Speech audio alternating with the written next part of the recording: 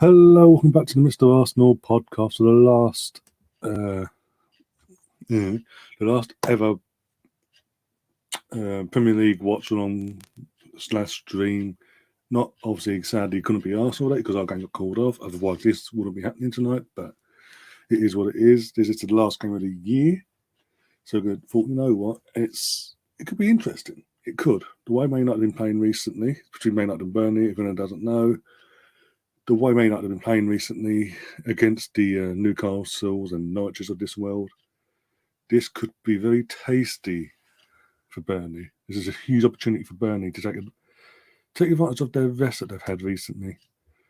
Before we get into it, though, here's going to be the main home team's lineup first. Here we go on the screen. Hopefully it comes up. Doesn't look now. 1 second. There we go. So, man, there's a few changes, which is a bit bewilderment to me.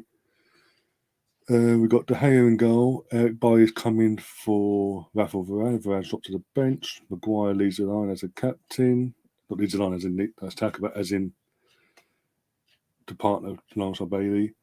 Obviously, then you've got Luke Shaw at left back and Wan-Bissaka at right back. Then you've got lots of Ronaldo, Cavani leading the line up front, and then in and around them you've got bear with me, Matic and McTominay as the pivot. And Sancho, the other side of the other part of the forward line, basically. With Henderson, Alex Telles, Dalot, and as I said earlier, Fred, Jesse Lingard, poor old Donny, Van der Beek is on the bench still, poor fucker. The only player that hasn't been given a chance as well, by the way, by his new coach, manager, whatever. Elanga, looks like one of their kids they're putting on the bench tonight because they're outbreak or whatever. And Marcus Rashford's been dropped to the bench as well. Just going to the chat. One of you have popped up already. Oh, I'm a Spurs fan, but I just saw this on my homepage. You know what? Fair enough. Look, it brought you to the channel, so I'm not going to complain. And yeah, you're a Spurs fan. At the end of the day, someone has to be a Spurs fan. At the end of the day, someone has to. It is banter, by the way, for you ever got me. Someone has to go through the old misery of not winning fuck all in 30 odd years. But heads up, I'm in my 30s, for fuck's sake. He won 2 trophies, so someone has to go through it, sadly, and you decided to go through it. So fair play to you. But at the end of the day, if you're up for banter and a bit of a laugh, this is a channel to stay with as well. And you know what?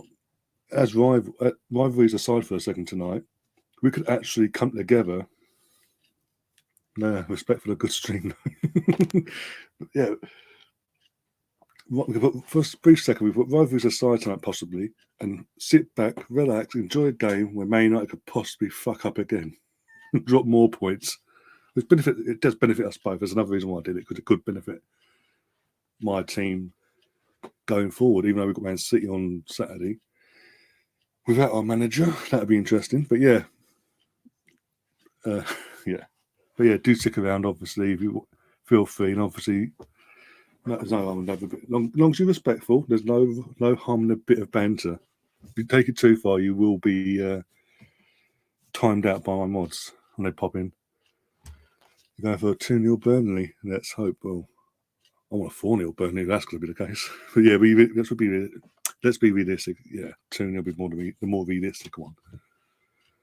If Burnley were to nick one today, and they need it. The thing is, they do need it. They've got something to fight for. Even though it's like we're halfway through the season, they need the points. They are struggling this season massively.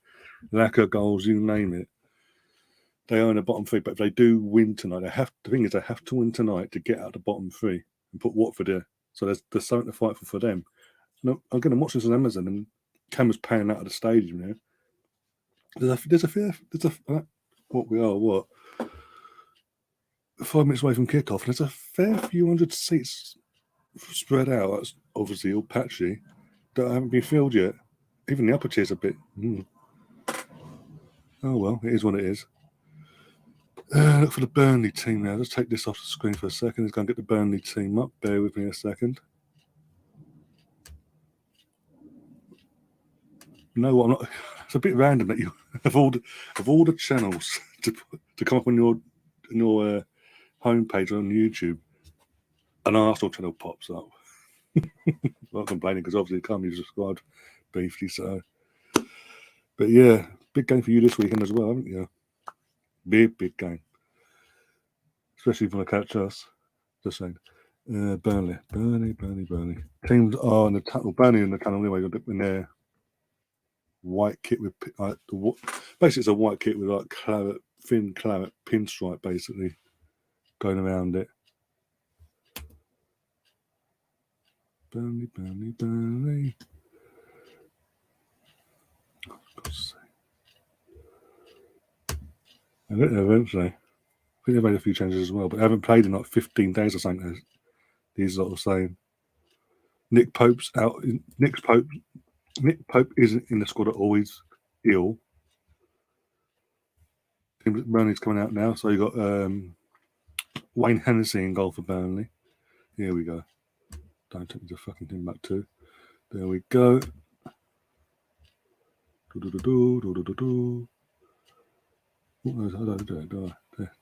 we go. Got, as I said, Hennessy in goal. You got Lelton, Terrace. Why is it my fucking prom time? Noah Fergie, of course it's Fergie. The day before his birthday, his 80th. Ben Mead, James, whatever his fucking surname's pronounced. Yeah, tongue tied today. Taylor, Goodmanson, Cork, Westwood, McNeil, former Tottenham boy. So you'll be having the Super Spice. Aaron Lennon is making the squad. He's making a rare appearance in the squad today. And then obviously Chris Wood leading the line up front. And then they've got Norris, Collins, Bardsley, Peters, Stephens, Thomas, and Matty Vidra on the bench. So it'll be interesting. One sec, I've got to adjust myself. So yeah. By the way, just to not upset you, but remind of the good old days for us. Oh dear. Oh, yeah, of interest. Who have Tottenham got next? My phone's over there. I can't bother. I actually can't be bothered. Let's have a look. About this is. Well, you were subbed for 5 minutes by the look, so you literally subbed and then unsubbed. Okay, fair enough. You popped in anyway, so I can't complain. Oh, the misery.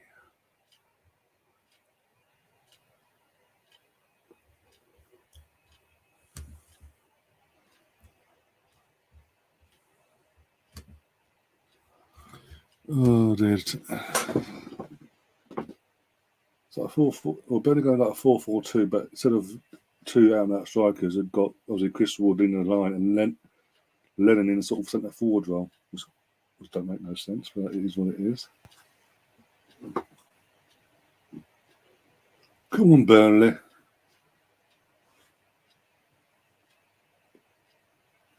Oh, enough.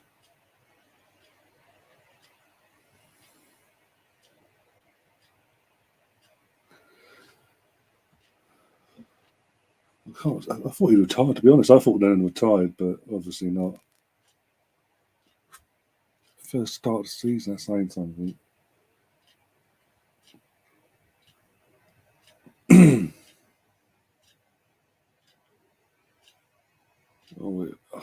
That ref. I hate this ref. Oh, swapping ends. So Maguire lose the toss. Hopefully that's a sign to things to come. So Burnley will be kicking from our perspective, what we see, from right to left, and United from left to right. So United will be attacking the Stretford end in the first half.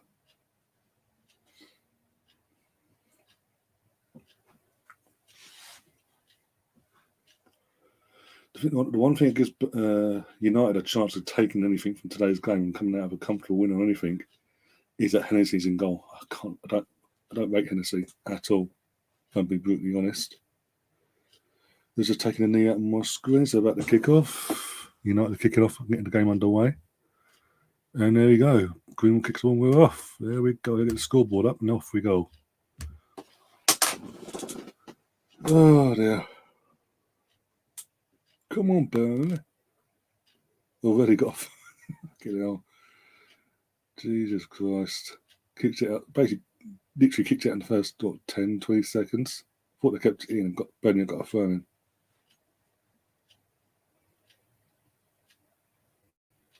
Go on, Neil. Go on, Aaron. Go on, Aaron. Pathetic.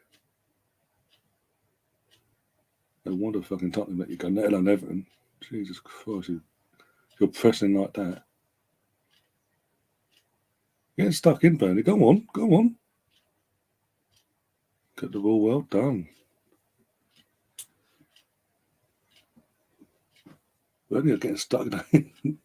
But Sean Dyson, he got his team on. He knows United are there for the taking tonight.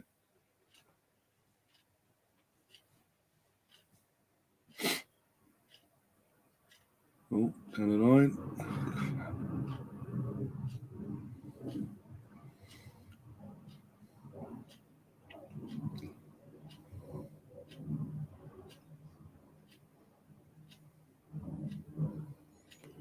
Oh, mouth.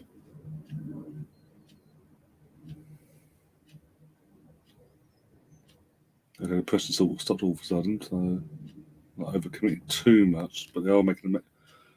Yeah, there's a fair few empty seats. And that, what we can see on the camera, from the lower tier, what we can actually see.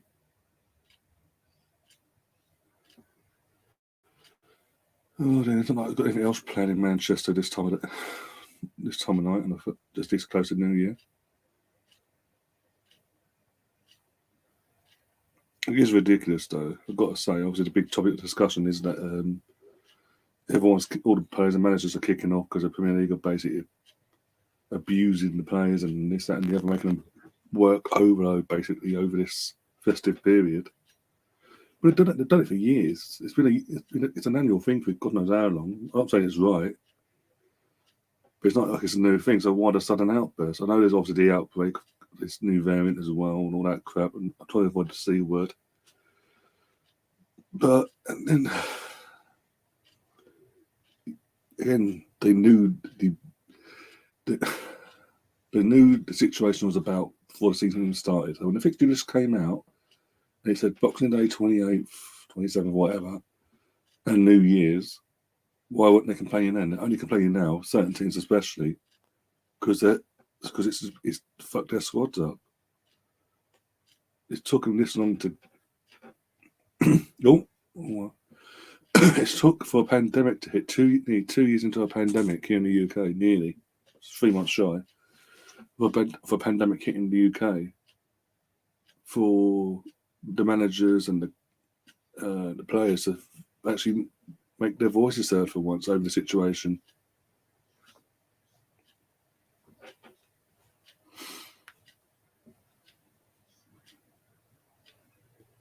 And I think the annoying thing is because it's halfway through the season, because the TV, the likes of Sky and BT and all that have heavily invested in the festive football. But they've picked their games away in advance, and they've been promoting it because of how much it actually cost them to promote said games, especially the big ones. What they see as big ones, the big earners. Oh, go on, Tyson, go on. No, that's offside. He was offside. He looked offside to me. Good save, I think that wasn't De Gea, but he looked offside, Chris Wood. And then held on to that ball way too long for my liking. Oh, Maguire played him on.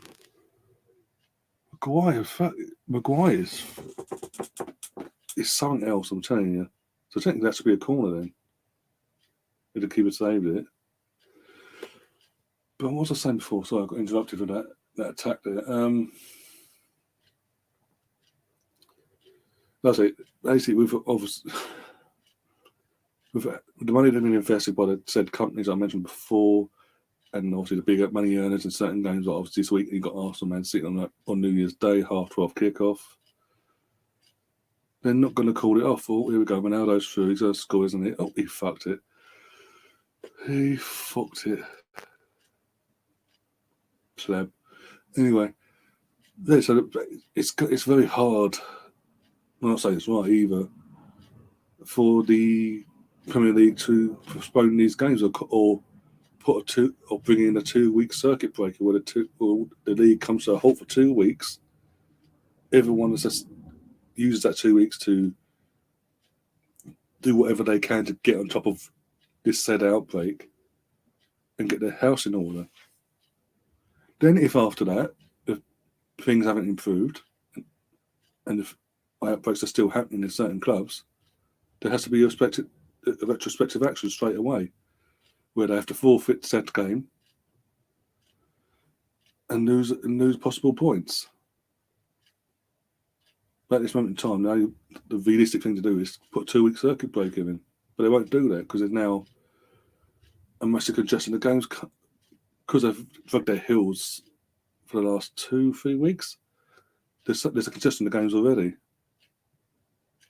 that they've got to fulfill before the end of between now and May.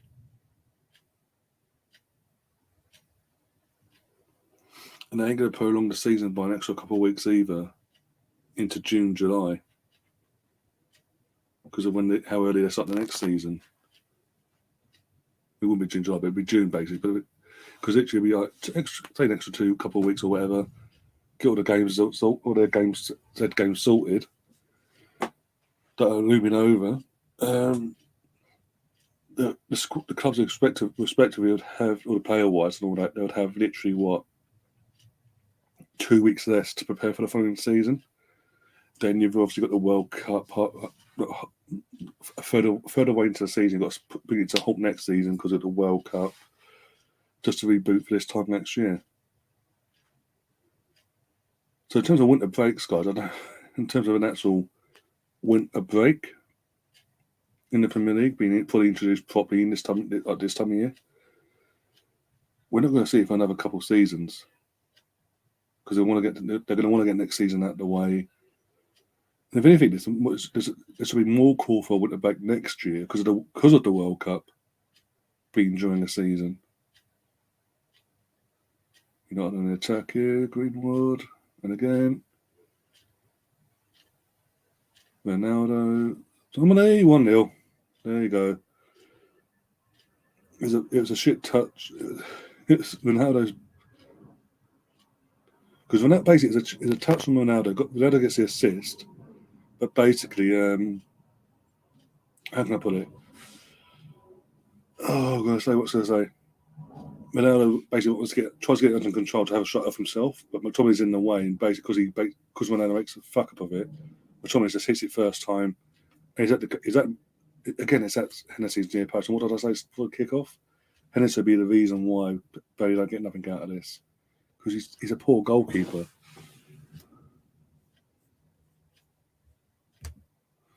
Let's change the scoreline quickly. 1 second. In fact, I can actually do it and know that the goal can't be taken off because there was no offside, there was no foul in the build-up. And the only negative thing I have to say is that they're now, as it stands, gaining 3 points on us. Yay! Even though they win this, they'll be 5 points off us still. But I like that bit of a bigger gap between us. To be honest, if our game had gone ahead on Tuesday and we won that, the gap would be even bigger before this game kicked off.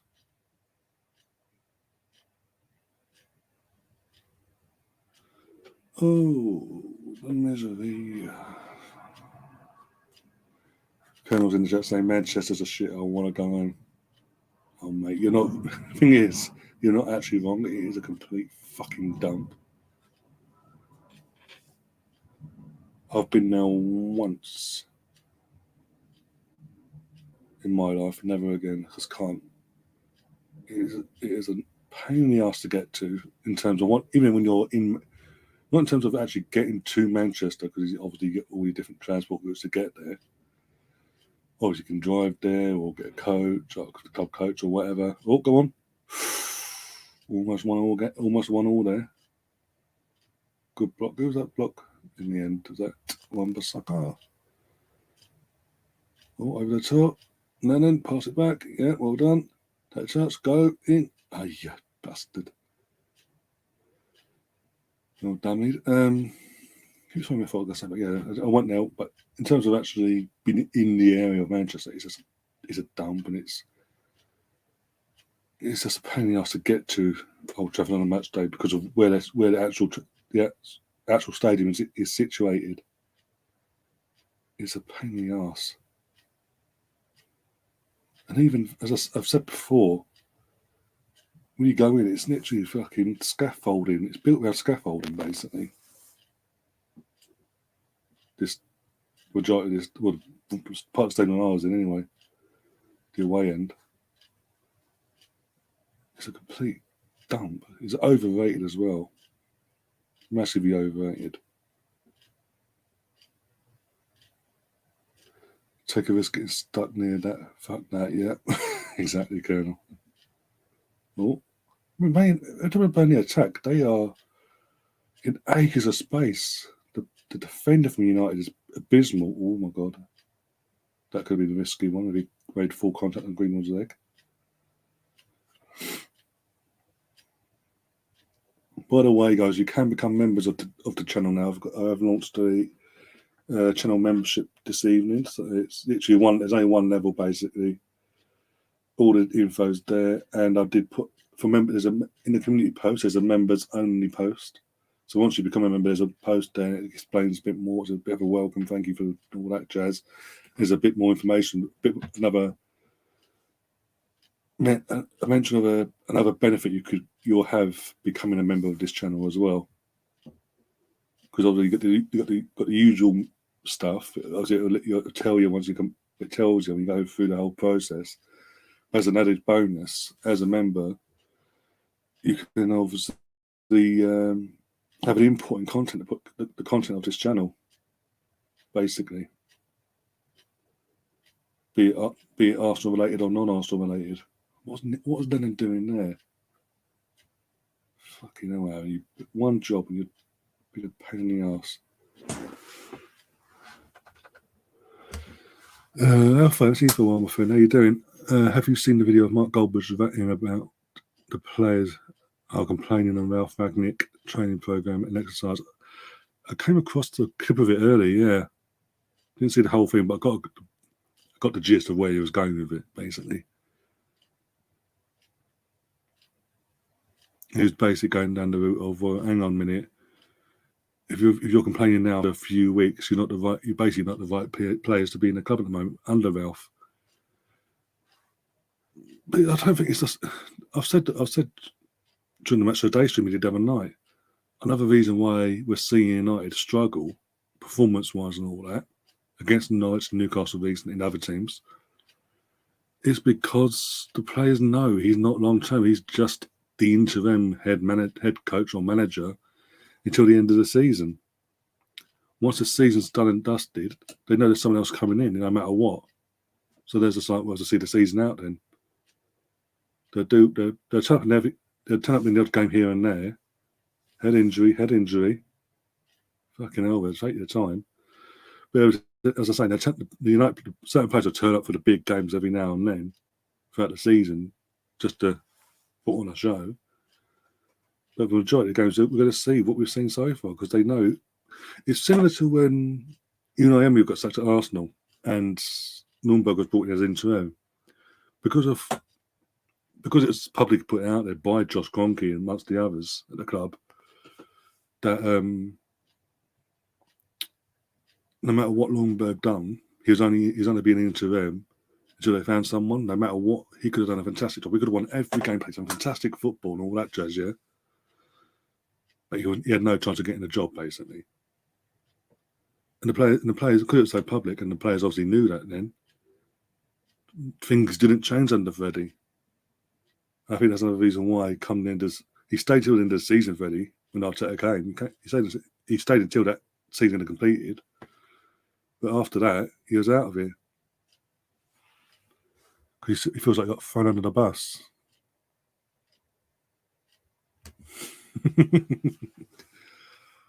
I've fully sided with the players. Like, how can you expect Pogba to be on 500k a week and making him run bang out of order? What about Ronaldo and fucking what he's on? Jesus Christ. I bet he's one of the ones complaining. Greeting, gents. Hope everyone is good. How you doing, Steve? Hope you're all ready for tomorrow's Christmas, new Christmas. Oh, it's just Christmas again. Maybe because what I got. But anyway,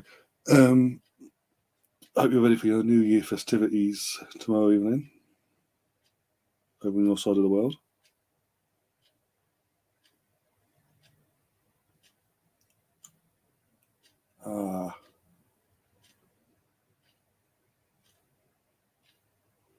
But oh, fucking Len again.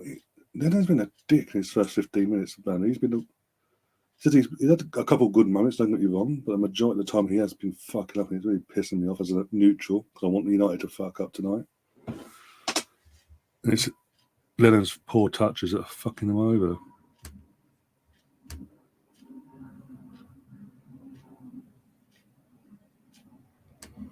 But yeah, as I say about the membership, if you do become a member, do let me know, and obviously we massively appreciate it. And obviously you click on the thing to look into what the main benefits are. It's all there, in black and white. I will be over the next month or so. I'll be sorting out the emoji side of things and the more stickers for you guys and all that jazz. And I'm trying to think now. And as I said in the welcome post on my community post for members only to see, I do say at the end as an added bonus,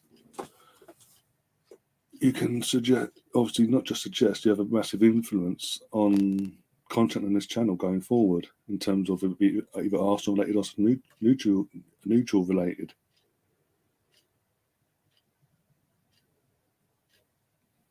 And all that jazz. Like neutral football content, as that meant.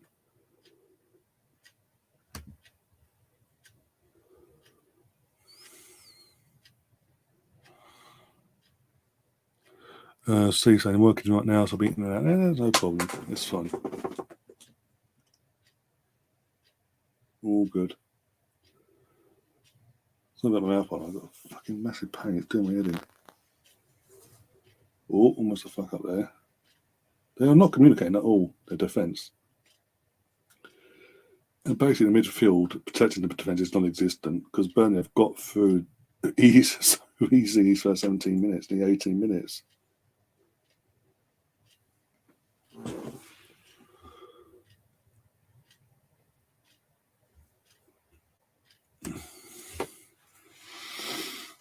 Oh, dear. Oh, bloody hell.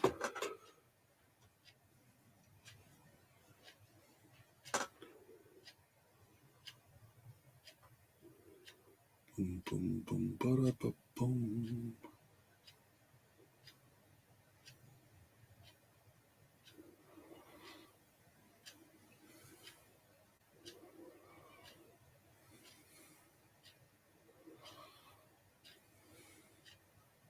Oh, go on, McNeil. McNeil, well done.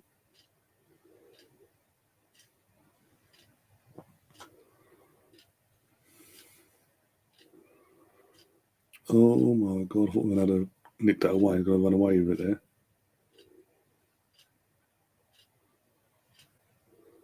Go on, Chris. Ay, unlucky. Don't bring him down, for God's sake. Do defend, that'd be great.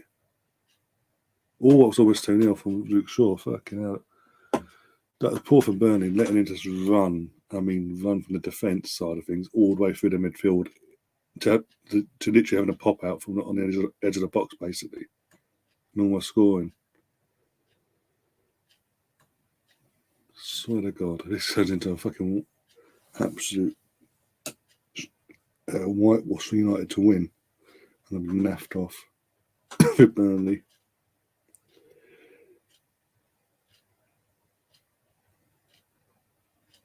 Attempts United 5 to Burnley's 4. Burnley have none on target. United have done 1 on target, which obviously means they're obviously it's important because it took 1-0 up.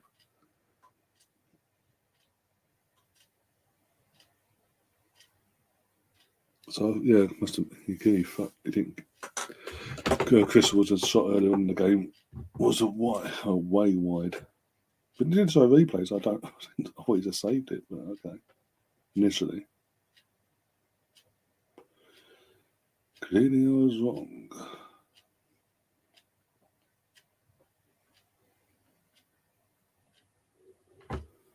Who's this Bruno Gomes? We are apparently we're after apparently. Jonathan David, who never seen them play any good. The Bruno one, he's basically one of the Brazil's up and coming midfielders. Basically, he's placing the under Brazil. He was a part of the Olympic squad basically in Tokyo this year.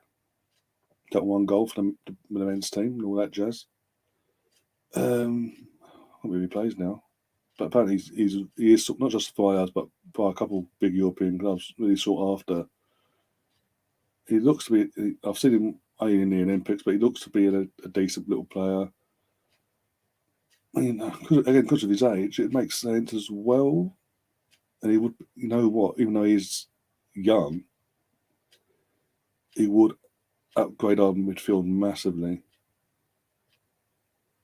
It would make sense to sort of get him now, so it gives him the rest of the season to settle in, and then we kick on for next season. Jonathan David, I'll be honest, I've heard of him, but I haven't actually been able to watch him play. I've heard of him. I've heard good things, but again, I haven't watched him play enough. It's a free kick to Burnley, by the way. They do this, they fuck it up, they fucked it. Oh, saying that. De Gea almost fucked it. Fucking hell. There's been a lot of praise going into this game of the pre-build up. He almost fucked it there, coming out for the fucking ball and punched the air basically. Come on, Burnley, come on. Get the ball back in, go on. Aye, no one's attacking it properly. There's a standing hope for the ball to come to him basically when the ball comes in. Hold it up. Pass it back, well done. Oh, we go again. Oh, this will be interesting. Why did he not jump for it? He's a fucking big unit, for fuck's sake. Go on, Aaron. Go on. Oh, no one fucking near it. Again. Burnley are causing problems in the opening 22, 23 minutes going forward, but they're causing the problems. They're not. The end product is what's fucking them so far. They could quite easily have scored 2 or 3 goals already because of how poor United's defending has been. Steve saying, what are the odds that Ragnick blows the Man United squad up and does a complete rebuild? Can't believe he's happy with what he's seen since his arrival. Same thought for Tottenham and Conte. Apparently, Conte's made he did his press conference for the weekend today. Apparently, he was asked a question: is he planned already or planning for the transfer window winter window? And if so, and all that sort of, is anyone staying? Is anyone at risk of leaving and all that bullshit? And he basically come out and said, "Yeah, I've had this brief time to assess the squad and who I can trust from now to get me through the rest of the season and who I can't." I won't name names, but yeah, he's made his mind up on that. So he's saying the right things there. The top of the fans will buy into it, obviously. But Ralph's saying a lot of weird things in terms of he's happy with what he's seen. He's just been unlucky. There's another thing he said. We haven't had enough time on the training pitch. I'm like, hang on. You had like 2.5 weeks where you didn't play a single game because of an outbreak. But you were still training and all that. So you can't give me that rubbish. Oh, Matic, offside, back off. Well, Hennessy done a decent job for once. It annoys me to the extent I agree with youngsters, but feel you, but put a Haaland and a world-class pressing midfielder in our squad. We'll be challenging within. What's that? Challenging with Saliba returning as well, yeah. Got a corner here, Burnley on the counter attack, but yeah, I know what you're trying to say there, but yeah, I know, I understand. This is the thing in terms of Haaland. This is a well-known thing now that come the summer, there's a release clause in Haaland's contract of 62 million pound, and I'll be saying tongue in cheek that we ain't got nothing to offer him at the moment, so there's no chance of us getting him. But if we can get ourselves back into Champions League and we're showing signs from the outside looking in that we're going in the right direction to compete, we may have a sniff. I doubt, but then you've got to remember, don't get carried away with it, because you've got to remember the other teams that are involved already where he would probably want to be going to right now.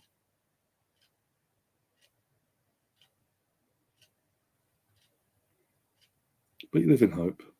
If we can hold on to a Champions League spot, and again, as I said, in the process of doing all that, win a trophy as well, and between either the League Cup or FA Cup or both, with all that, and we're again from the outside looking in, showing signs of improvement and going in the right direction, why not go for him?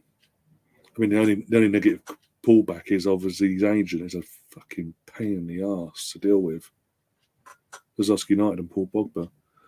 United attacking now. Sancho 2-0. Poor defending. This is why Burnley are in the situation they're in, because in this opening 26 minutes they're 2-0 down and they don't deserve to be, in the sense of 2 attacks, 2 shots on goal have gone in. Out of that have been on target have gone in. But they're not, and as I said, that in the attacking sense they are providing a lot of threat going forward, but the final third is what's fucking them over. I mean, that's poor from McNeil. That's literally just jogging, basically. And poor defending from James there. Just stood there watching the ball, hoping to put his body in the way. And made a little bit of a gap. So it looks like the hope of an upset is off the cards. So this is not looking good for me, because I need to get obviously the views up and all that, and get a few new faces in. If it's like so one-sided like it's looking like it's going to be, because every time United attack, another shot on target is going in. Not many people are going to want to come in and go, oh, I'll check that out, see what's going on there. Oh dear, it is what it is though.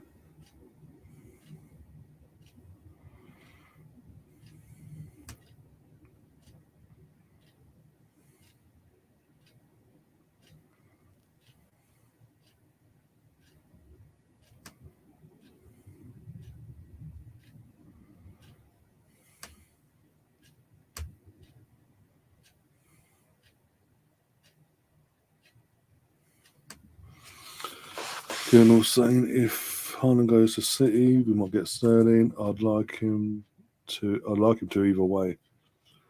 See, I'm not very keen on Sterling. I won't be honest. That's a known thing on the channel and with the people I know. Because some private order, we go. Oh, you got no. Again, the final third is piss poor.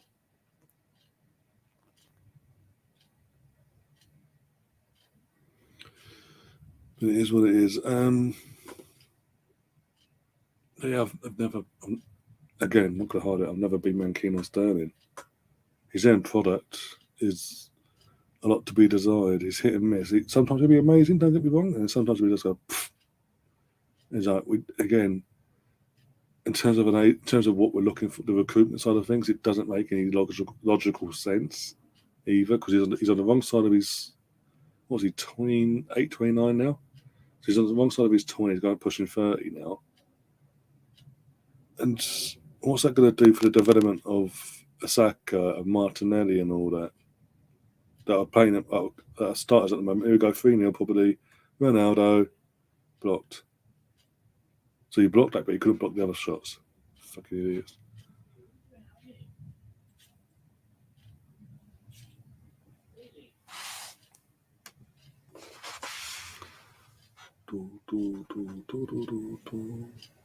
Ben Mee plays him on side as well, for fuck's sake.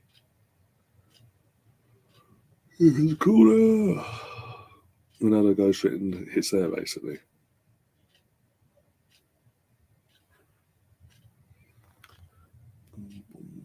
The thing is, as well, this game, I was doing the stream for this game. I had no other option because the only other game tonight that was going to play tonight was called off early in the week.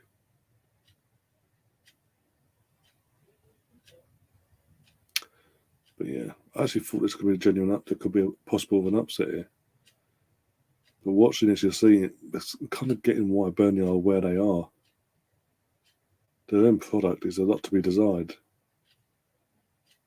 They do everything right in the build-up, but when it comes to that crucial moment, they keep fucking it up.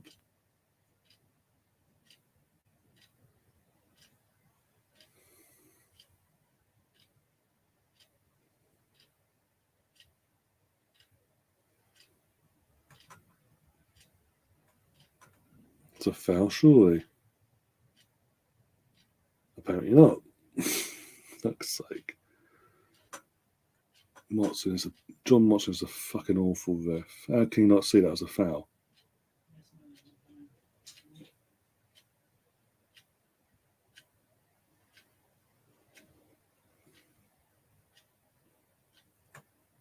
Oh. The old chest pains, yay.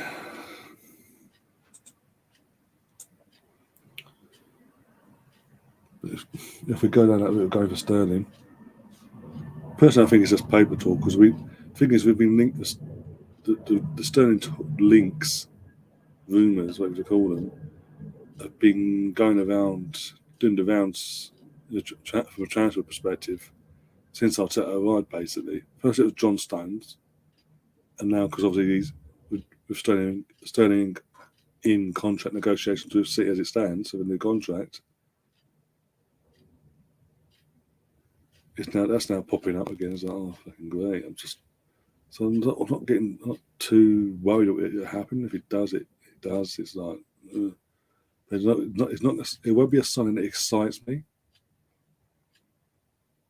because it's just like it makes no sense, and it does.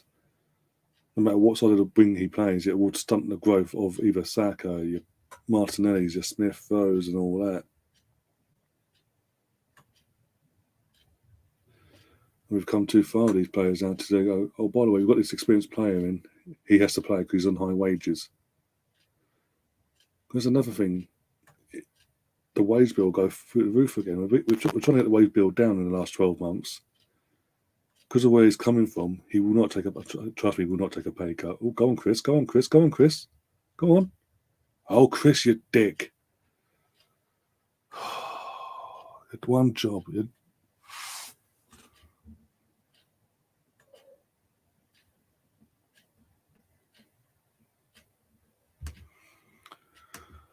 Stefan says, I didn't know you were doing a cast. Was watching my Arsenal hating mate, the pig. Love winding some of them up on there. Yeah, that's fair enough. Didn't know he was live. Oh yeah, we're doing what's on for this, weren't he? Yeah.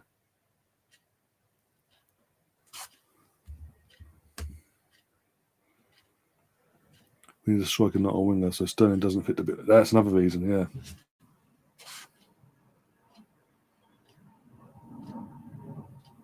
He's used to be surrounded by unreal talent, but even at Liverpool, years ago now, and that's another reason I think why we're linked with him now, like paper talk wise, because we was before he went to City, again we was heavily linked with the leading the race to sign him back then. He was leaving Liverpool. Obviously, City came along and 50 mil, there you go, boom. So no one had a chance basically once he did that.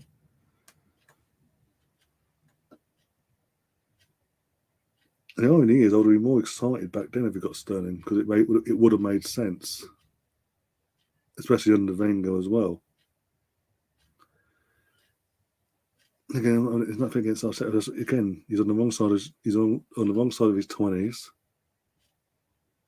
Oh my God, 3-0. Is that offside though?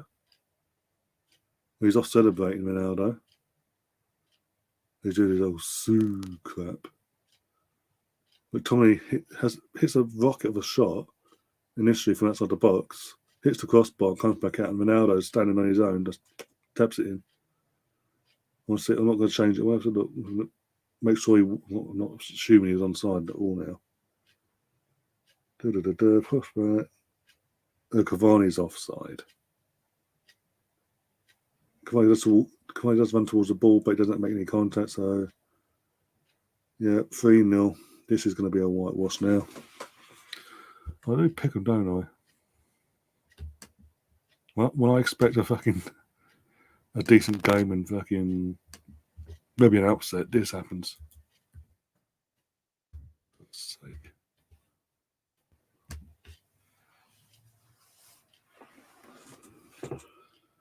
What do you think of United's performance so far? Lucky, to be honest. If it was any other team that could finish, it wouldn't be 3-0. Put it that way. If anything, United would be losing. If they could playing like they've played tonight, and obviously defensively playing like they have done against Burnley. If Burnley could finish their chances, it would, as I said, it wouldn't be 3-0. If they're playing anyone else, this wouldn't be 3-0.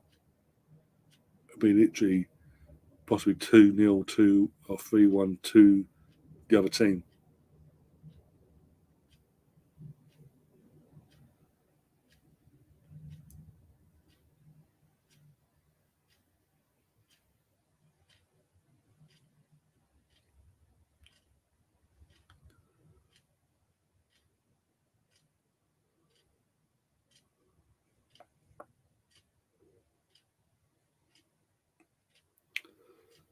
Wisdom 2 is playing up. Great.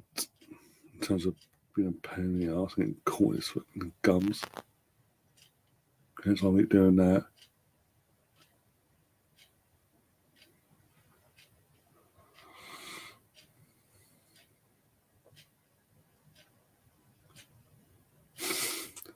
The thing is, though, they're not even playing they're not even playing that good. They're just playing against a poor team that can't finish. And that every shot they have, because of the talent they have going forward. Oh, 3-1. Oh my God. And then it's done something decent. Game back on, maybe? Maybe? That's what I mean. And that goes to prove my point in terms of United tonight and how lucky they've been so far up to that point. What was that from Wan-Bissaka? That was piss poor. And then they just went boom onto it. Maguire doing no defending, but pretty much whatsoever. And yeah, De Gea should be doing better, but good goal anyways. Game back on. Maybe. He's still upset about 2002. Oh, so he can bite me. He's only upset because obviously he's never won a league title at Highbury, or his team's never won the title or confirmed champions at Highbury or the Emirates. Whereas Arsenal has had that sort of brag that we've done it. Not just at Old Trafford, an 89 at Anfield, 0-2 at their place, 0-4 at White Hart Lane. Wake up, Burnley, for fuck's sake. Just got back into the game. Give yourself a fighting chance here. Fucking scoreboard. But it goes to, that goal, as I said, goes to prove my point, what I was saying just in the build-up to that. Literally, if United are playing against a team that could finish all majority of their chances, this wouldn't be an issue. As in, United would be losing, comfortably losing as well. We've got a Villa fan in the chat who looks a bit. Alex Villan saying hi. Hi, right back at you, Alex. Hope you're well. Hope you had a good Christmas as well. And thank you for subscribing to the channel. Because obviously in the chat is obviously subs only in the chat tonight. As in you can only chat as a sub basically tonight, is what I mean. So yeah, thanks for obviously coming along and subscribing and popping in. I hope you keep, as I said, I hope you had a good Christmas and looking forward to the weekend. Who Villa got actually? I think because you're clearly a Villa fan. So who Villa got this weekend to start the new year off? Any news on Gerrard as well? Is he back in the dugout this weekend, or is he still in isolation? If we can get another Burnley goal before half time, makes this game more interesting for the second half. The game could be back on. It depends whether Burnley make it 3-2 or 4-1. Yeah. Oh, Brentford. Oh, that'd be a tasty game. That'd be interesting. Decent game then. Now, yeah, that's cool. But you should be playing Norwich though. Fucking hell. Everyone wants to play Norwich at the moment. Oh dear.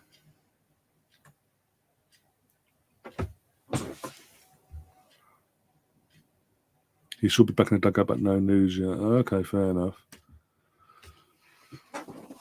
But yeah, Brentford. That's, as I said, that could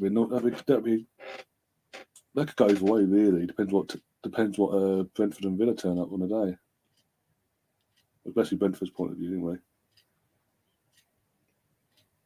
If a decent Brentford turns up, they could nick something from it, as in a draw or something. And obviously, you guys, since Gerald's coming in, that new manager bounce, so they've got that as well. If Danny Ings can actually get his shooting boots on as well, that'll help you massively, I think. Because a lot has been putting on Ollie Watkins this season, especially recently, with obviously Danny Ings basically having not many chances, and when he does get chances, he fluffs them.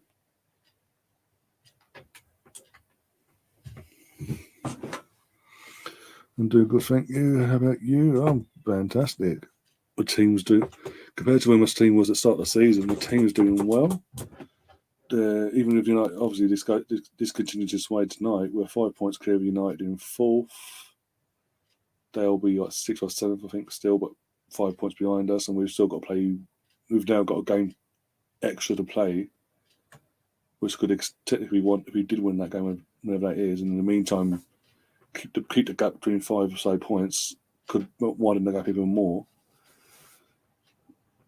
If we can nick something on Saturday, that'd be a huge boost to our season going forward to the last few months of the season. That is huge, trust me. Especially with last night at Sud, we're seeing City put teams to the sword, 7-6 goals to the sword. I mean, the Leeds, because Leeds are shit. And even Leicester the other night last week as well, on Boxing Day, put 6 past them. So on that side of things, if we can come out of Saturday afternoon on New Year's Day and come out of a point at least, psychologically that's huge. Again, that is massive for the players and the club going forward. And it could be the difference between us actually kicking on for the rest of the season and maintaining where we are, or falling away and just getting the Europa League spot.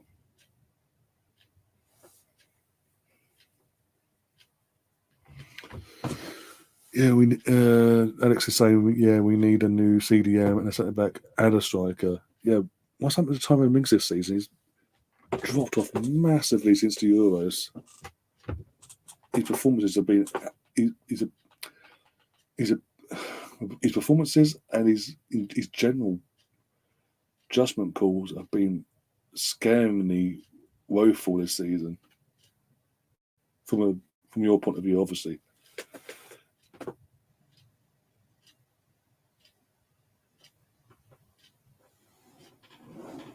Stefan saying it could be interesting with Burnley scoring the next goal. Yeah, like I was saying before, if Burnley can nick one before half time, that sort of puts the United fans at Old Trafford a bit of a going from euphoria and going into the new year. Oh yeah, we're back, sort of thing. To oh, here we go again. Basically, oh, there we go. No, don't defend you bastard. Get rid of it. What happened to Danny Ings too? Oh, he's I don't know. Because what was it last year? What Southampton got like 20 odd goals. I don't think he's gone to a team where the way he plays doesn't gel with the way even under the way Gerald wants to play the game. And, obviously Gerald's trying to give him a chance here. When chances are falling to him, maybe a few here and there, but that's not working for him at the moment.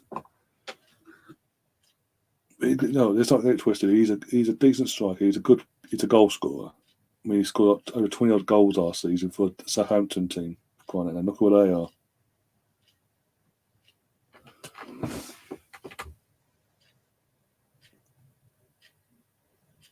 is woeful.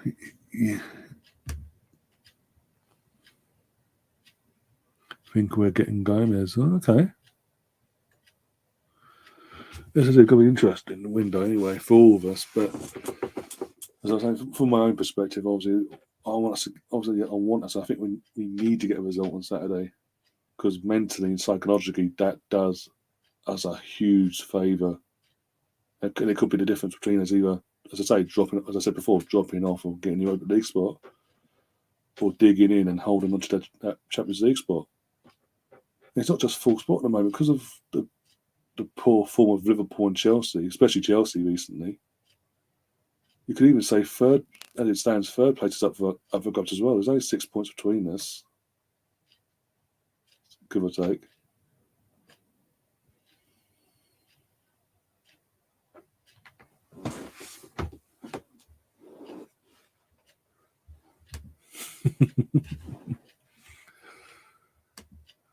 Yeah, it's good. It's all good. We'll have a laugh here anyway, as you'll find out. If you stick around, you'll realise we'll have a bit of a laugh. Nothing's taken too serious on this channel, even in the chat. If someone called Mr. Bungle pops in, by the way, he's a regular to the channel. He's an Arsenal fan, obviously, as well. If he pops in at any point, even this stream or future streams, and you're obviously still a sub, this conversation goes from talking about football to talking about random food deals at Iceland and things like that.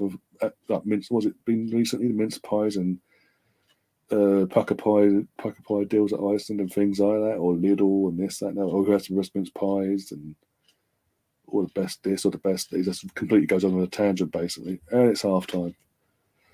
United going at 3-1 down. 3-1 down, I wish. 3-1 up, sorry.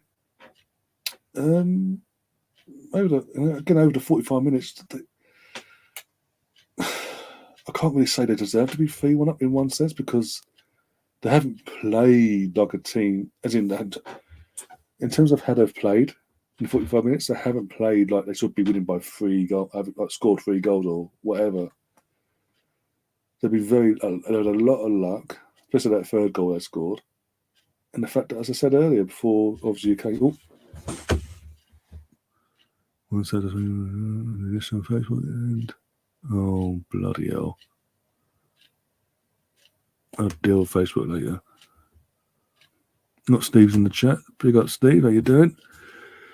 I am very, very good, obviously. Looking forward to tomorrow, as in it's New Year's Eve, obviously, and then New Year's Day. Assuming we don't get our game called off. Or at the last minute, I swear, if I make my way and suddenly we get a dirt saying, oh, it's been called off, I'm going to be hacked off.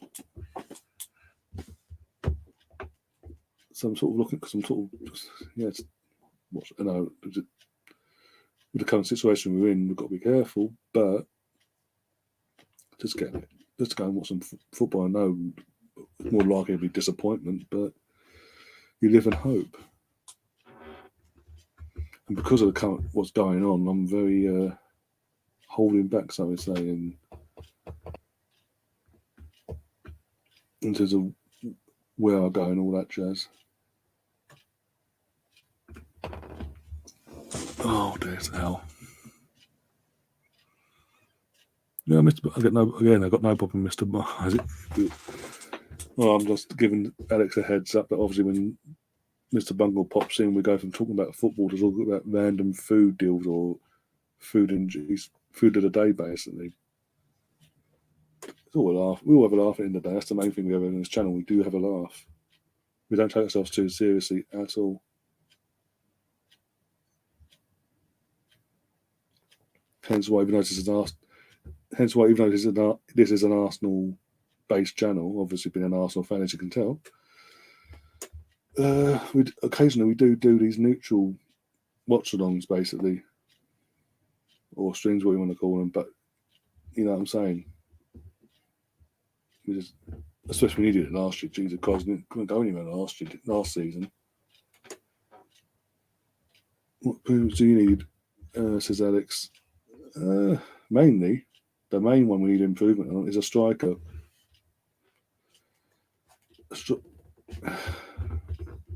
A young, hungry, goal-scoring striker that no matter what, not if it's the system, but actually when the chances fall to him, 9 times out of 10, he will score them. Because we haven't got that at the moment. Obviously, the whole situation with Uber, even before this current situation with Uber kicked off, he's been doing my loafing for over a year. So since he's signed the contract, he's dropped the bollock basically and can't be asked to be here. And doesn't hide it. You know, he's doing Christmas Day family literal little digs at the club basically. Oh, family comes first and all that crap. Because obviously using the current situation as a sort of a dig at the club, and I'm like, fuck off. I mean, you're right, that family does come first, but obviously your message has a hidden agenda to it. And like I said, since he's under contract, he's been piss poor. And this season, he's been fucking worse than last year, and that's saying something. He's missing penalties. He's missing fucking sitters. I mean, literally, was it Newcastle a few weeks back? Open goal. In front of the goal as well, and he hits the post. Again, I know you're new to the channel, so you won't know that I've been saying for the last few weeks, since he's been dropped and stripped of the armband and all that. It's no coincidence, since he's been dropped fully, he's not in the matchday squads and all that. No coincidence whatsoever. We've been playing better football as a team. We are actually taking a good chunk of our chances and finishing off teams, and the goals are coming from everywhere basically as well. Not just. It looks like we're playing more. There's more freedom to how we're playing, and then the players are more relaxed. So they know they don't have to pass it to the striker to try and score a goal. They can actually try it themselves. Because it seemed like no matter what, everything had to go through Aubameyang. He had to be involved one way or the other. Or he'd have a massive kick-off, and I was like, it can't be arsed. So yeah, as I said, we need a striker. That's the main area we need to address ASAP if we can in this window. And with AFCON and all that, literally around the corner now, we need to bring in 2 central midfielders, one on a loan to end the season as a sort of squad rotational player, and one to come in on a proper signing midfielder wise, as in not a loan, long term. Get them in now, give them the rest of the season to gel and get ready, get settled in, to hopefully become the new midfield partner alongside Partey. Because honestly, I don't see Granit being here after the season. Once the season's done, I think we'll see this will be the last we see of Xhaka in the Arsenal shirt this season, I think.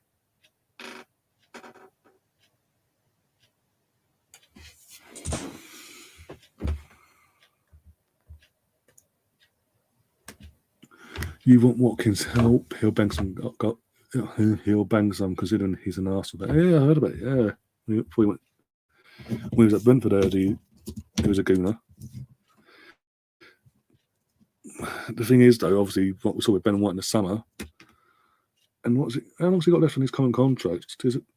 He signed him last year, so he's got to have a fair chunk of his contract left at the club. And also because it's Arsenal, it's possibly strengthening our team compared and weakening you for a brief moment until you replace him. The price is Villa going to ask for a lot of money, and I don't know. In the winter, would Arsenal pay that sort of money? They might do. I don't know. It depends where the Kroenkes, the owners, basically, where their mindset's at after spending so much money in the summer. But I wouldn't mind. I wouldn't mind on it at all. He's a good all-round, as I said, he's a good all-round striker. He scores goals. I think he would suit the system as well, and he fits the bracket of this recruitment system we're going down of the young, hungry player, basically.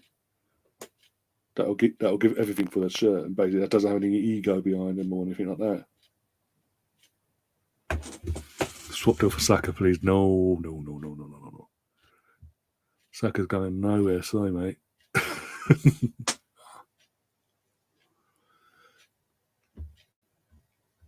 Nakamba will easily need a striker. Oh, you're losing a couple of players as well, Drafcon. Got BX Gunner, BX Gunner. How you doing, my friend? And Steve, obviously, Steve was mentioned a while ago.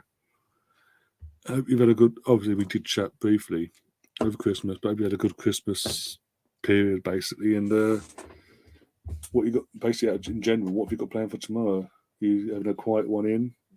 Talking of which, no, I saw Mr. Bungle pop up. No, what was I saying now? Completely gone. No, yeah. What have you got planned for tomorrow? You having a quiet night in, or and you going out for the night? Oh no! Oh, that for Chelsea. Oh my god! Oh, that. Jesus Christ! That ain't good. Convince Chelsea to swap Lukaku for Uber. Good luck with that. I get Lukaku again. He's a good striker. Don't get me wrong, but do you think you would suit this system? Do you think you'll suit the system we're going down in terms of our playing style and all that? Again, it's an option, but again, the wages as well, and again, he's on the wrong side. He's not exactly young, is he? He doesn't fit the age bracket of what the recruitment's going down suddenly or was recently. The lots of Watkins makes sense because he's younger. He's on the right side of his 20s for a start. And as Alex says, he's a gooner at heart as well. So he'll give everything for the club. Obviously, that having that in you, being an Arsenal fan, playing for a club you support as a child growing up and still support, you play your card right. That could be a massive benefit to said club because it means that person then will die basically and do everything they can. Obviously, as we've seen with Cole Jenkinson, it could have the opposite effect, but I don't think Ollie's a Cole Jenkinson type player, put it that way.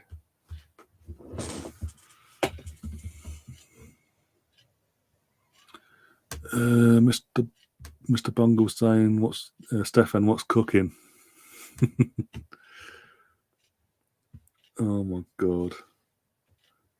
Last amounts of food, and there's just blood orange. Oh my days!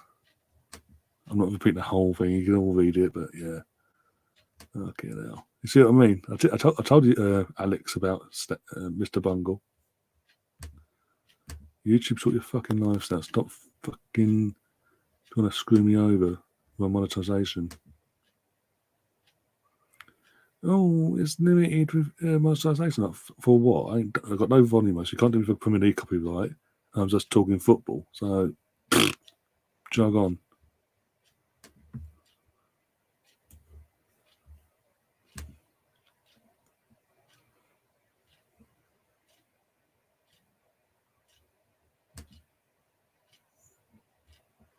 Alex, are you a sub? I did change it, didn't I? Before I went live, I did do it, yeah. You must be, yeah, that's cool. It's just YouTube being YouTube at the moment, being a pain in the arse. It won't tell me anything new. Oh, the misery.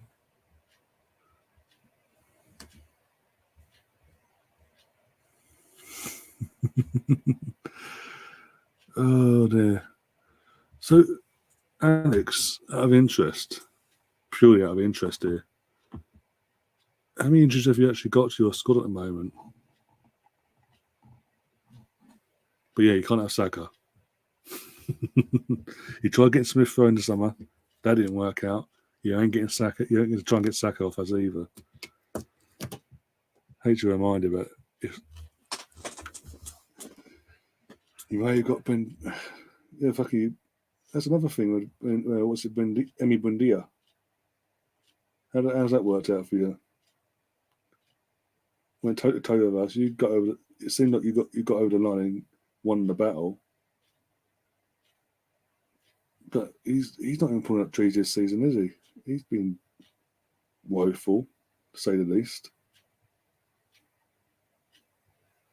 Even under Gerrard, he's not really putting up trees, is he? From what I've seen, anyway. It seems to come. Well, Burnley's back out anyway. Coming back out into the pitch for the second half. United is making them wait.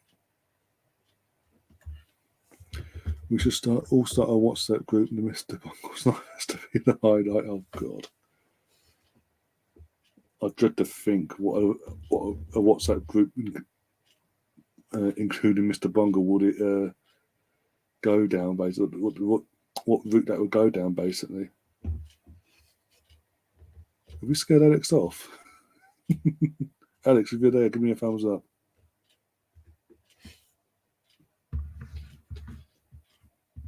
It's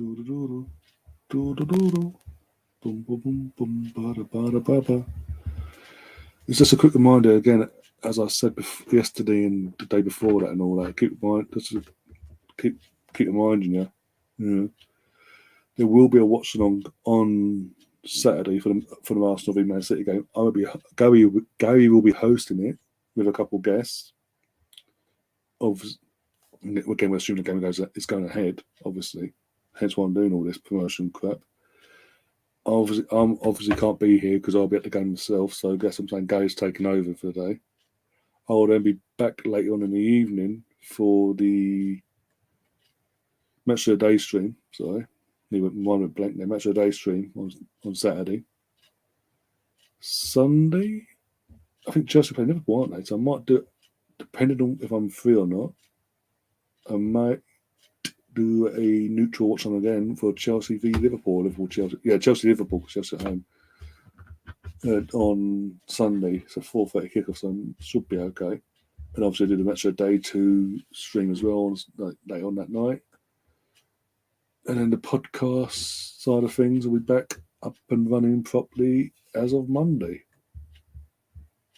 Have a little catch up with Steve and the guys. Talk all things obviously from Saturday, no matter what happens, and all the other stuff that's been going off since we last did our podcast. Not an actual podcast. Second half underway. Here we go.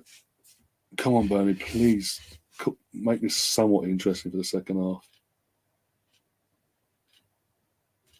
Chelsea Liverpool could be at the top.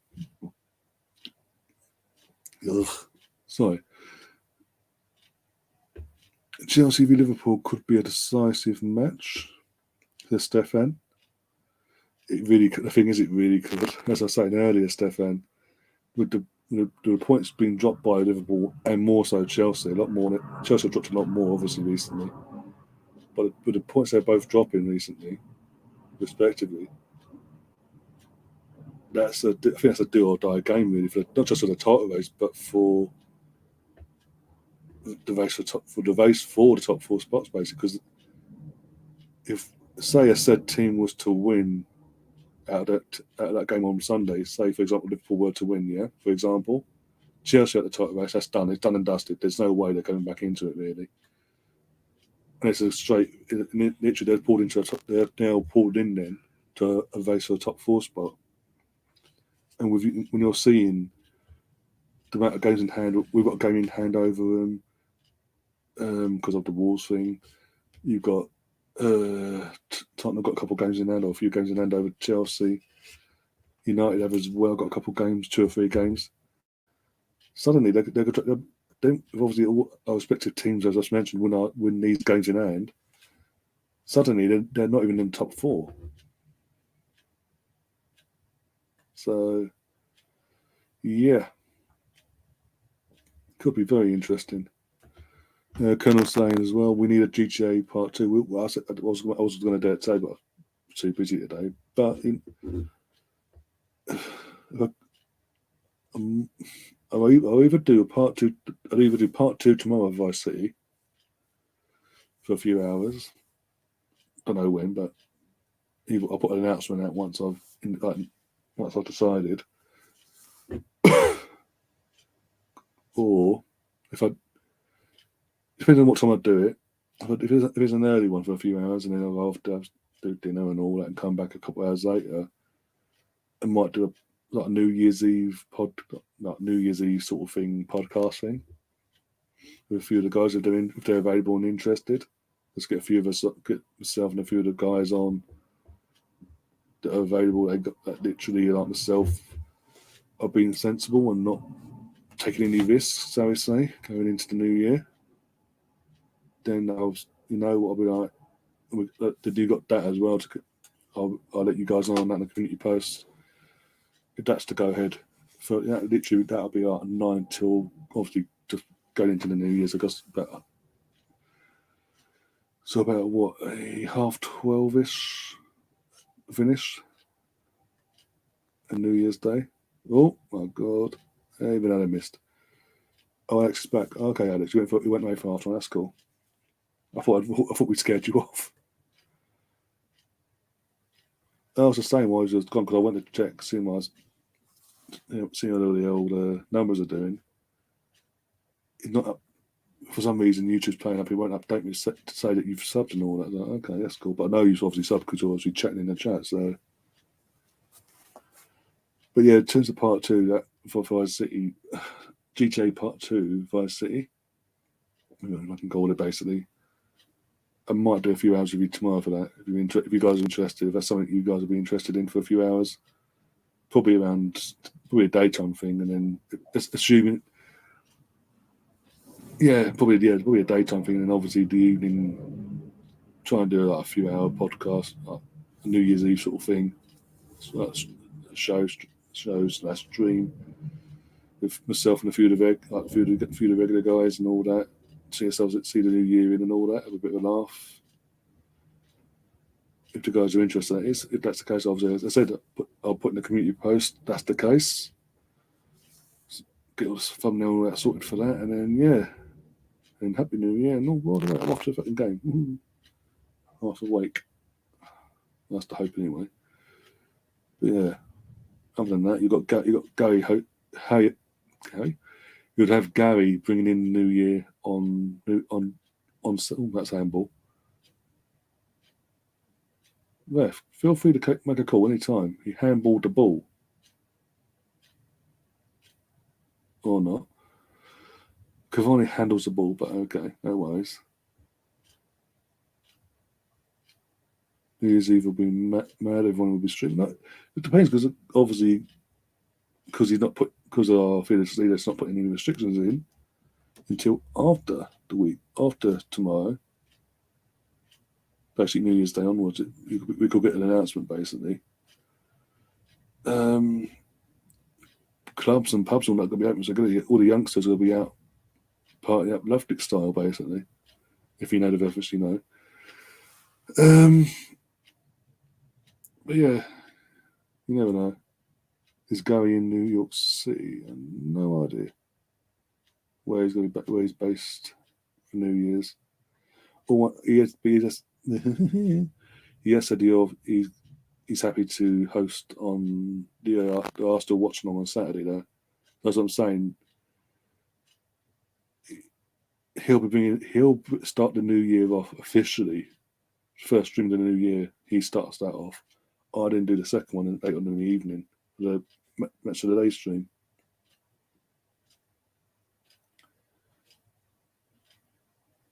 There'll be a lot of things. 12:30, though, fuck's sake. So there'll be a lot of sore heads at the Emirates on Saturday. Believe you me. A handful of people probably turn up late as well because they're probably oversnapped.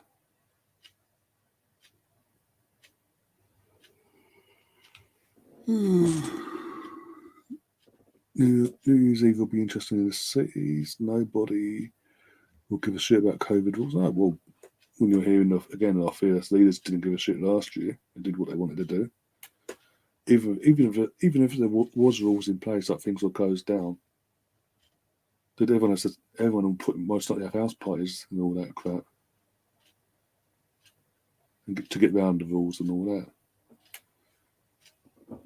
Is Ronnie playing well? Not really. Without us, just been not really has been all season. It's just he's on the pitch. You know he's there because you can see him, but he's had no real influence on the game. The goal he scored was literally a tap in. Apart from that, he hasn't really had anything to do in the game, and when he does, it's sort of thing. But again, it's a sort of Ronaldo performance we've been seeing all season once he's settled back into the English league. Sorry.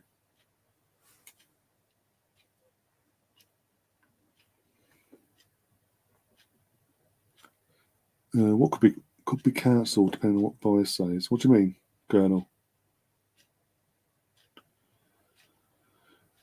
If we were told not to go out on New Year's Eve again, that would be fine. But what's that?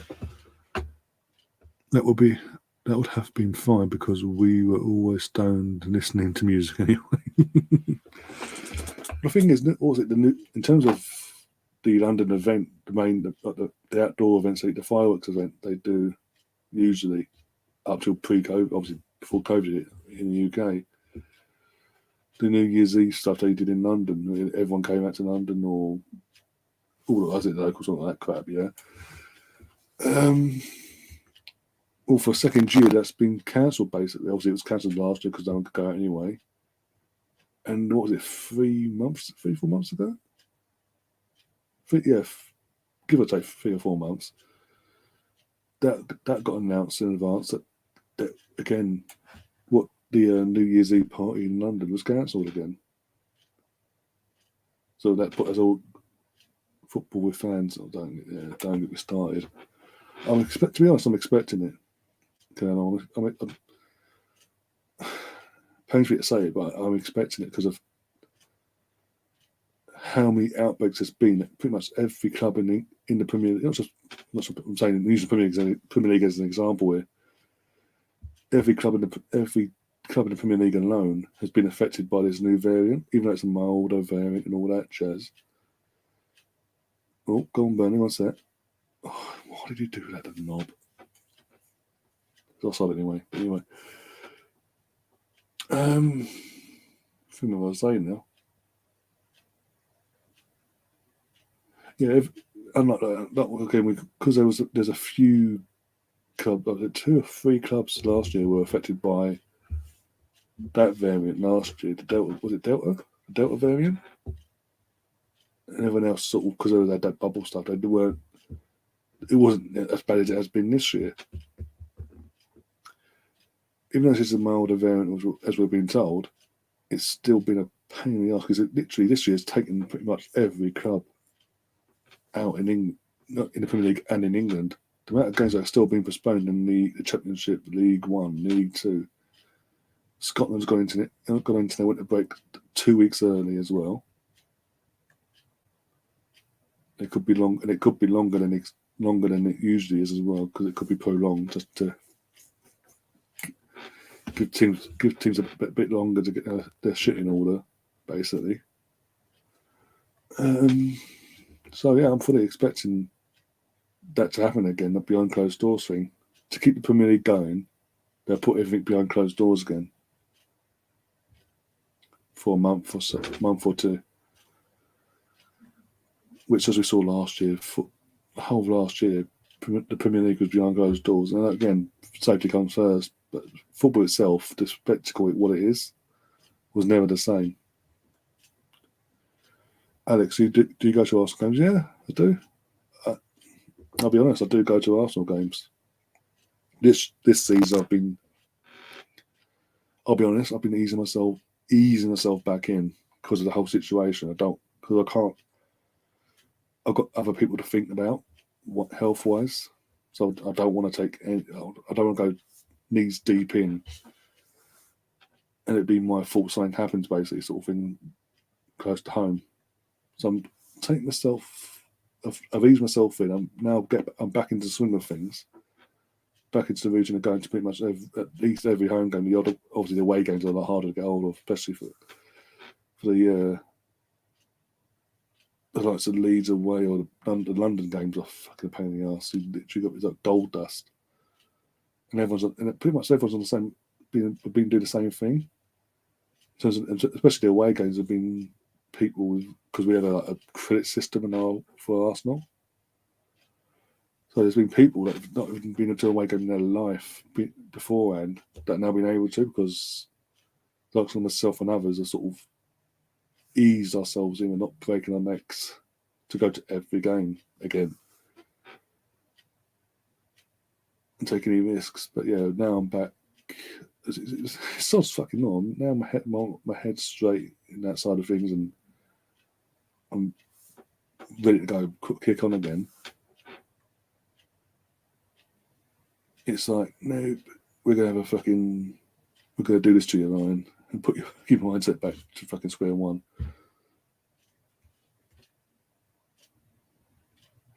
If it's behind closed doors, I wouldn't mind. Villa did well then. Yeah, that's true. Quite a few teams, not just yourself last season. Quite a few teams did well without the fans last year. We suffered badly. I think we really suffered badly without the fans, as the league will tell you.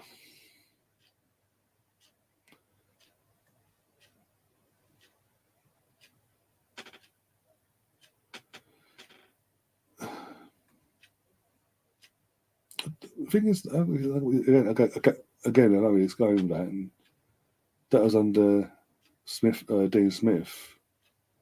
Gerald might be one of the managers that thrives off the atmosphere side of things. And if there's no atmosphere, there's nothing to sort of spur him on, sort of thing. And for anyone who mentions Rangers, it's SPF, for fuck's sake. If Celtic don't turn up and Rangers don't win the title, there's something got to be asked. Is it? What was it? It's worth it to see your team get battered 5-0 to City. I'm really back. Did you go? What was that? I'm trying to think. What was this? The thing is, Alex, of City, like from my experience this season, you won't be the only team to lose 5 or more goals to City. Just ask Leeds and fucking Leicester recently.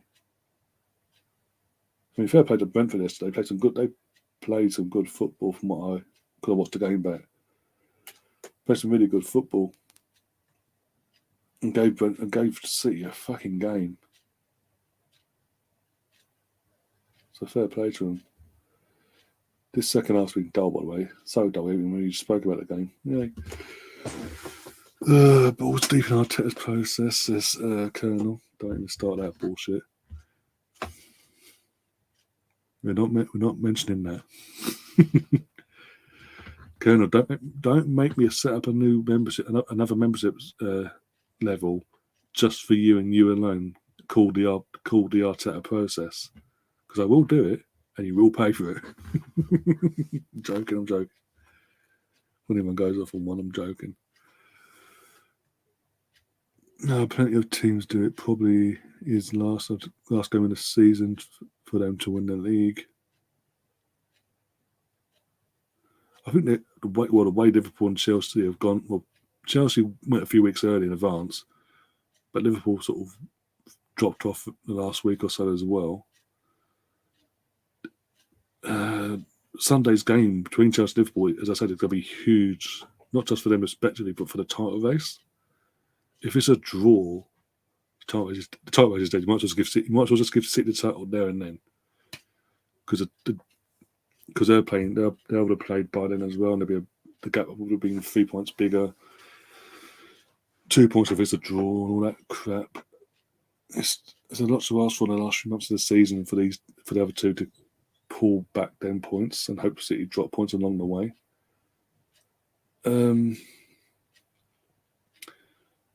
What else I said? There's another thing I said. If, for example, Chelsea were to lose,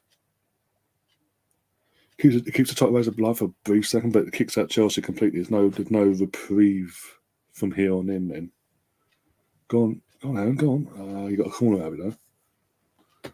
When does AFCON start? Or don't you know? AFCON starts on the 6th of January. Uber's already travelled out to, because obviously there's no point in being there. He's not in the squad anyway. He's already travelled out. Party is in the is part of the setup for Saturday.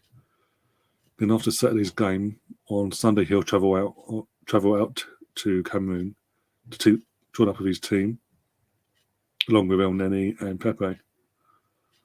But yeah, starts. Oh my God, United got lucky there. Again, any other team that finishes that would finish that. Well, United on the attack, counter attack. Sancho's on his own, 1v2. Was he going to set off Ronaldo? No, he did eventually, but he did go down. And a shot. Oh, what a save from Hennessy there. McTominay again with a little release. AFCON is the 6th. Ryan beat me to it. Should be good. Yeah, I'm going to keep an eye out on that, obviously. And if you guys are interested, depending on the time, obviously the time difference, obviously, when their games actually play. If you want me to cover any of the games during that tournament, let me know. And as long as it doesn't clash with any Arsenal games or men's and women's, by the way, all the other stuff I do in this channel, as long as it doesn't clash with any of that, I'm more than happy. I'll be more than happy to fulfill your requests. I'm not gonna cover it if you guys aren't interested in it, if that makes sense.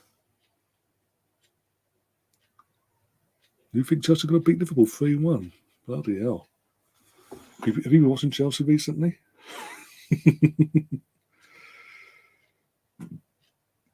So, yeah, and with Liverpool's perspective in Chelsea, obviously their players, they're going to lose to AFCON, respectively.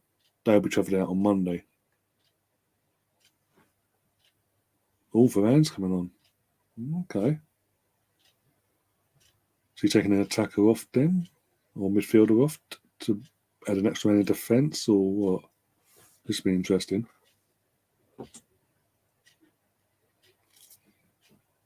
Is the Villa game on TV, by the way, Alex, against Brentford?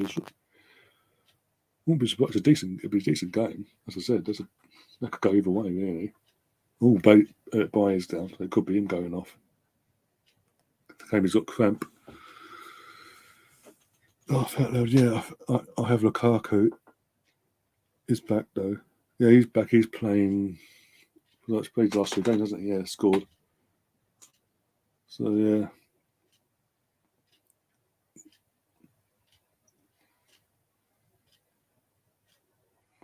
I just think the fact that they dropped points. They didn't. I mean, the first half against you guys last week on Boxing Day, they were lucky not to be out of sight. They've been brutally honest to how well you guys played that first half. If you guys had just continued that momentum in the second half, I think you would have got something out of that game in the end. And then obviously then last night we saw them drop a bollock in the last minute with Danny Welbeck. Danny Welbeck scoring a last minute equaliser and celebrate like he won the World Cup. But yeah, that's what I'm sort of. That's why your prediction there was like, you sure about that? Well, go on, pass it. Go on, McNeil, get it in there. It's a corner. It's on Sky too. Okay, cool. At least you get to watch it. You don't have to go and look for. Unless you're going to the game itself. I don't know if you're a season ticket holder or member, and you just go to the game here and there. What is your situation? As in, are you a season ticket holder yourself, or a member basically, but still go to every game?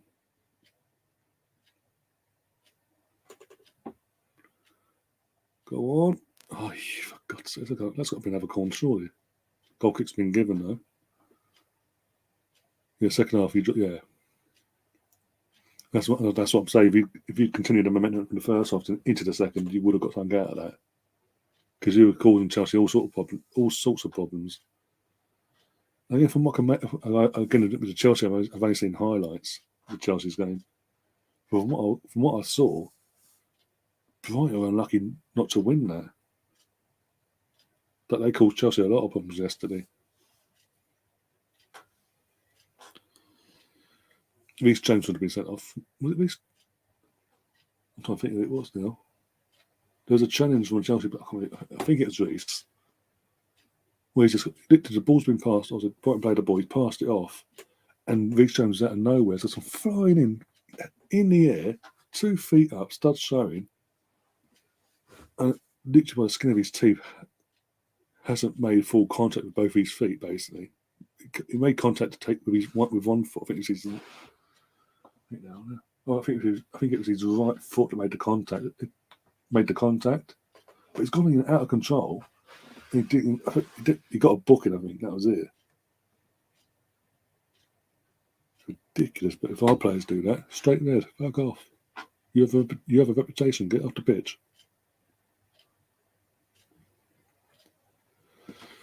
Get the ball in for fuck's sake.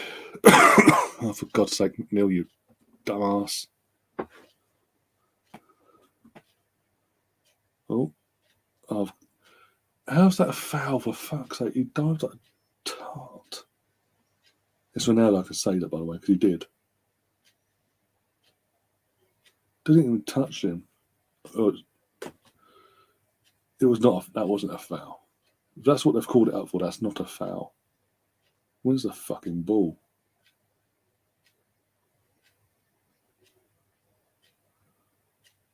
Went to do. What's he talking about? Cheeky fucker. Well, we're just talking about fucking random. Talk about Villa and about how Villa dropped off in the second half against Chelsea at Boxing Day. If they hadn't, what they could have done and all that, or possibly what they could have done. Go on. Chris Wood, pass the fucking ball for God's sake. Well done. Because someone could open on the wing. Yay, you pass the ball right for once. In we go. I hope so. Can't believe how far ahead your stream is to mine, at least 2 minutes. I'm watching it on Amazon, so it shouldn't be that far behind. It should be all pretty much in sync, Steve. Oh, what a save. I think it was offside anyway, but yeah, Cavani was offside. Ronaldo nodded it down. And Hennis just throws his body in the way and gets. But yeah, it was offside.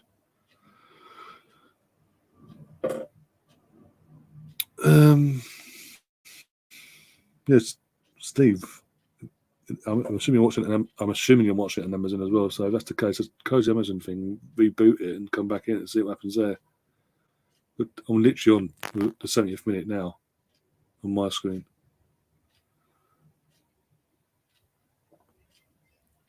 But also talk about how poor Chelsea have been recently and how Sunday's game is going to be huge between them and Liverpool.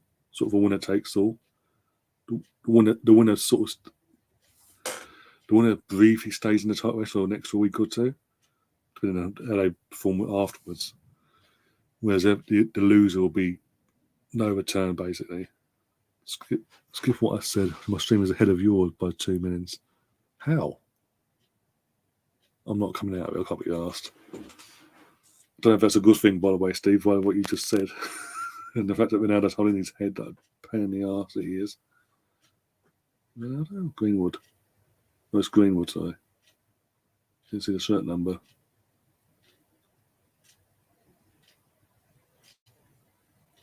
Is Ronaldo seriously asking for a red card for that? Dumbass. How long's left? Just under 20 minutes, plus injury time. Game's been dead, second half. Burnley have attacked a few times. United are just holding on to what they've got now. Because they're obviously 2 goals clear. They can do that at the moment. But yeah, Burnley have attacked a few times. Nothing exciting to write home about, though. Oh, dear. But you never know. A goal in the next 5 or so minutes could change the outcome if Burnley can get it. Could make things interesting, put it that way.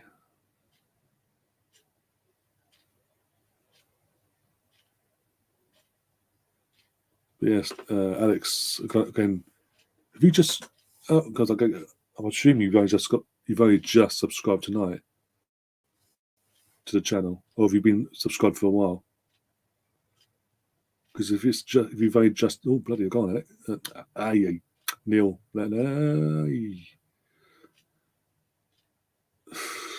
fuck's sake, Aaron, you had one job.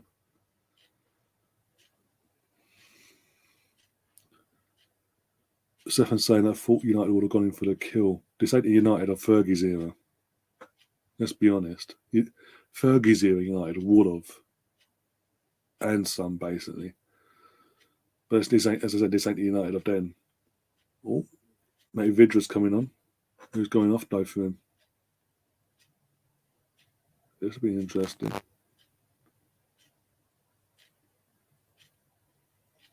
17.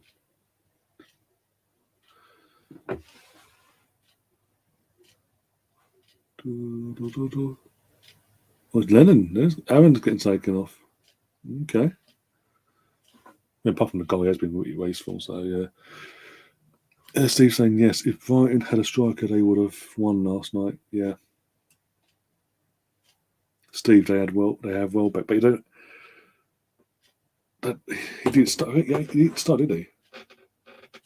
He's like second fiddle to Mope, and Mope is he's an okay striker, but he's not. Oh, Cavani's failing head injury now, so he's been fucking whacked in the face by Ben Mee. Let's have a look if it's intentional or not. Oh, he didn't. Oh, come on! This is a wasting time tactic from Cavani. Just seeing the replay, he's making a fucking meal of it, isn't he? But yeah, Danny Welbeck, second fiddle to Mope, and Mope, he's an okay striker. He's not great. He's just that striker. He's like a poacher against certain teams, basically. But yeah, it is what it is. What's your prediction? Your prediction: the postponed games will play again. In terms of, I think Arsenal, because Arsenal's game that we've got in hand, the one that we should have been playing this week against Wolves, that'll be because we've got no European football this season. We're more flexible with our timetable,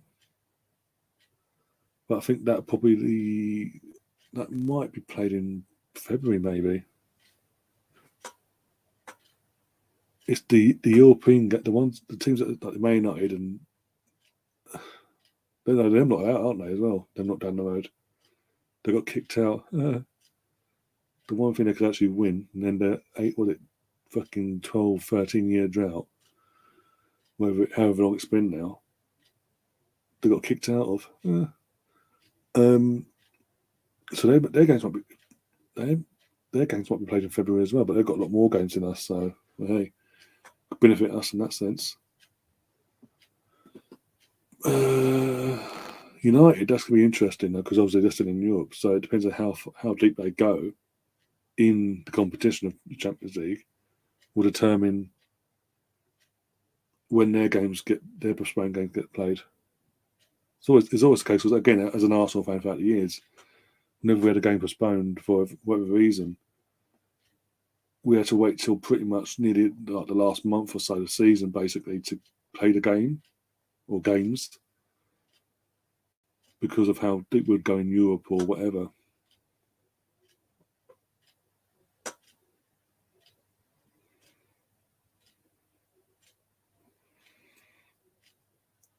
So the teams that are playing each other, got to play each other. These games that have been postponed that are not in Europe. They'll be played around February time, like midweek, in the midweek.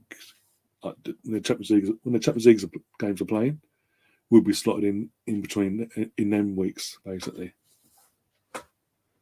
But ones that are in Europe, they'll be probably a lot later into the season. I've got to admit, I'm surprised Cavani's still on the pitch. Oh my god, he's in trouble. Just fucking swiped bloody McTominay out cleanly there, but still. 74 minutes with you. I'm on 70. What was that? 48. A couple minutes ago, so I'm on 77:15 as we speak. Some of Pigs. How is he ranting when their teams are winning? I know it's not a great performance. I get that side of it, but they're winning.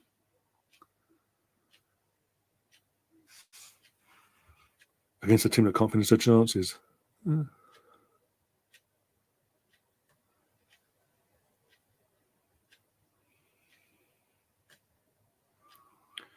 Depends how. Stefan's saying this could be a pile up fixture goes into the summer. Depends how long these depends on how long these COVID outbreaks we're seeing continue. Because eventually, sooner or later, this continues for another 2 weeks, say, into the new year, obviously. There will be calls for by everyone then to put a pause on the season, basically, or whatever. But you would have thought in a situation of how it's got. This is obviously going back to the Carabao Cup. You would have thought, with everything that's going on, the amount of outbacks there was at the time of the quarterfinal stage,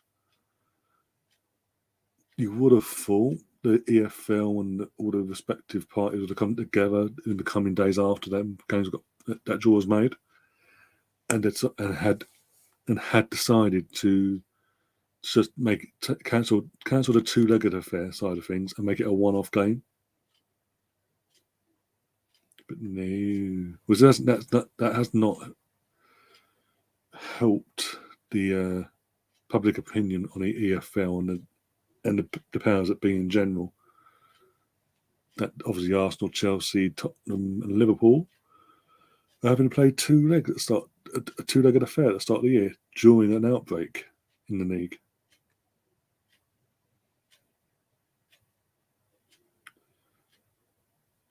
Get rid of it. Well done, Ben. Look at that ref. Look at that ref following the ball. Didn't see the tackle, but gave a free kick based on the squill. Yeah. But this is where VAR's might come in. The ref makes a clear enough mistake. He hasn't seen it in any sort of way, and he's made it. And obviously, he's going to free kick. It shouldn't be a free kick. VAR should be coming and going, "We've made a mistake. This is actually what happened." Oh, who's this Dunlop's coming on? Who's he going off? Who's going off? Oh, Greenwood's going off. So yeah, 10 minutes to go, and Ralph's basically putting an extra defender on to defend to basically keep hold of what they've got.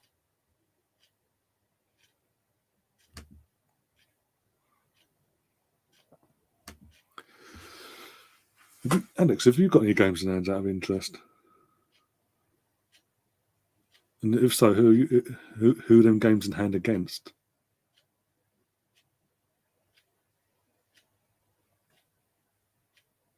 Because obviously we've got our game now, but that was forced on us because of fucking Wolves.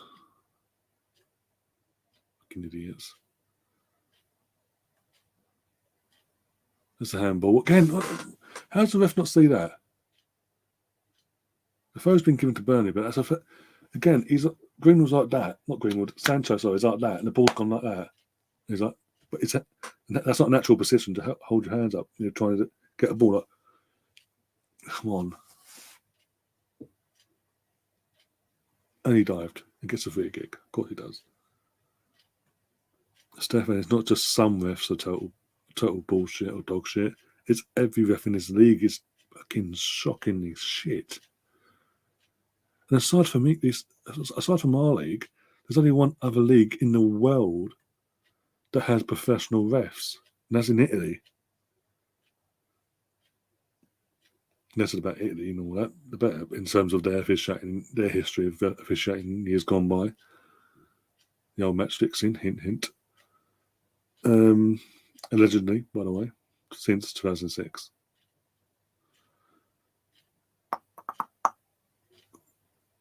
But then, my point is that literally is all these other leagues around in Germany, France, and all that. The referees clearly aren't as bad as this. Even the VAR systems now aren't as bad as this. Even the MLS has a better fucking officiating system and VAR system.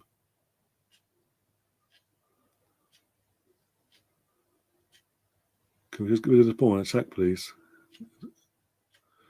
Please kill it. Oh, go. No, defend, you bastards. I think Alex has been scared off, by the way, because he's gone quiet again. I think I've either bored him off with our chat, or just, yeah, I don't know.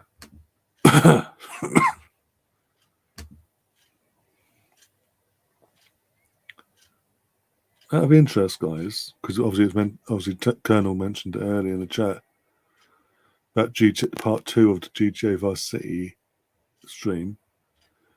Time, if I was to do it tomorrow, what time would best suit you guys? Because I don't want to do it when you're out and about or whatever, you're not online, basically. If that makes any sense.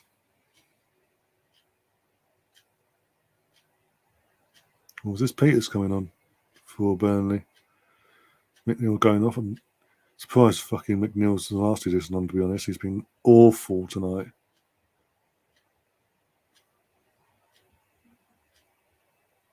Absolute dog shite.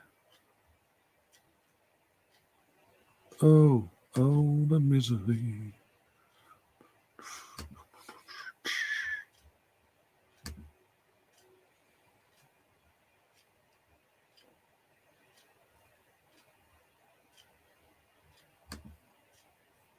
Troy, how you doing, me old mucker? Hope you had a good Christmas, by the way. Oh, you all ready for the New Year celebrations? I just want to fuck it up. I thought 2020 was bad. 2020 was bad for us all. Fucking 2021's been no better for us. I was just praying fucking 2022 is a lot better. There's got to be some improvement compared to what we've had for the last couple of years. Don't mention God. Oh dear. Thankfully, he's not refereeing the Arsenal game at the weekend, thank God. He should not be named now, thanks to Stefan. Yeah, it was okay, Uncle. That's good to know. You got any plans for tomorrow? Oh, you and me both. Yeah, you got any plans for tomorrow yourself?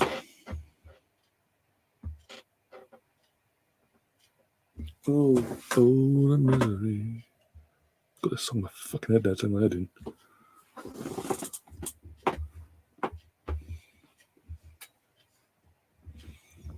So I had to adjust my camera there because Dennis was getting cut off by the scoreboard. And my Rocky shirt. Well, it's a match worn Rocky's shirt that was donated by his wife years ago. Charity auction that was held at the Emirates for Bob Wilson's charity. It's signed by Alan Smith, Mickey Thomas, and George Graham. But it's a match worn shirt from the 88-89 season. His wife couldn't say exactly if it was the same, if it was the shirt from Anfield itself or not. So you couldn't make that guarantee, basically. But yeah. But you go and buy who signed it, obviously, got George Graham, the manager, obviously. Alan Smith, one of the goal scorers and assist for the winning D goal. And the one that scored D goal, Mickey Thomas, signed it as well. You'd assume, but you never can't guarantee, can you? So, as I said, that's getting cut out for the scoreboard as well. So, as I say, adjusting the camera and all that.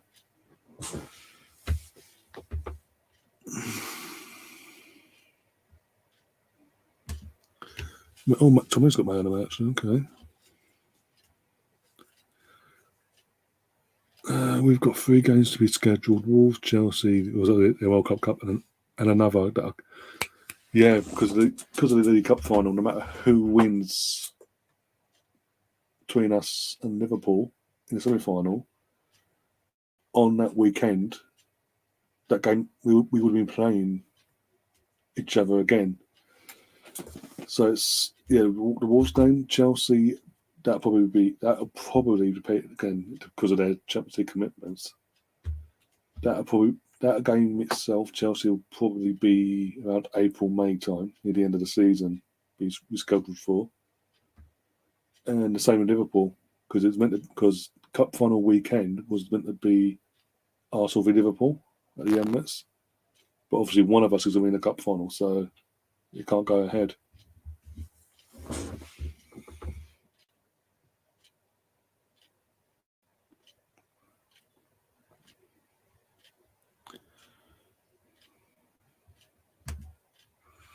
Germany far better refs. Italy's the best, and Italy are today the only other league that has professional refs. Everywhere else is not professional, so they say.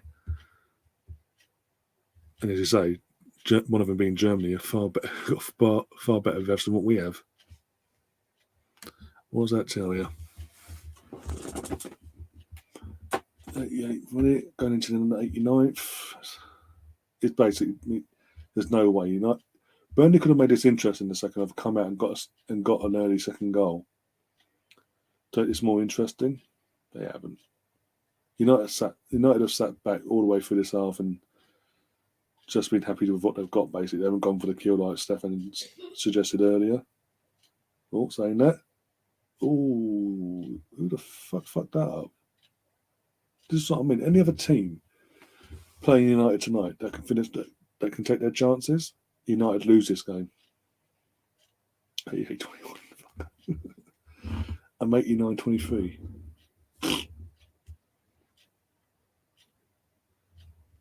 He fluffed his lines. I mean, literally, that's what I'm saying. Any other team, keep saying it, that could finish their dinner that on a consistent basis, finishes their dinner.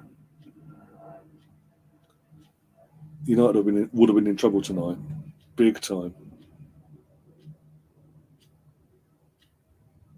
But nope.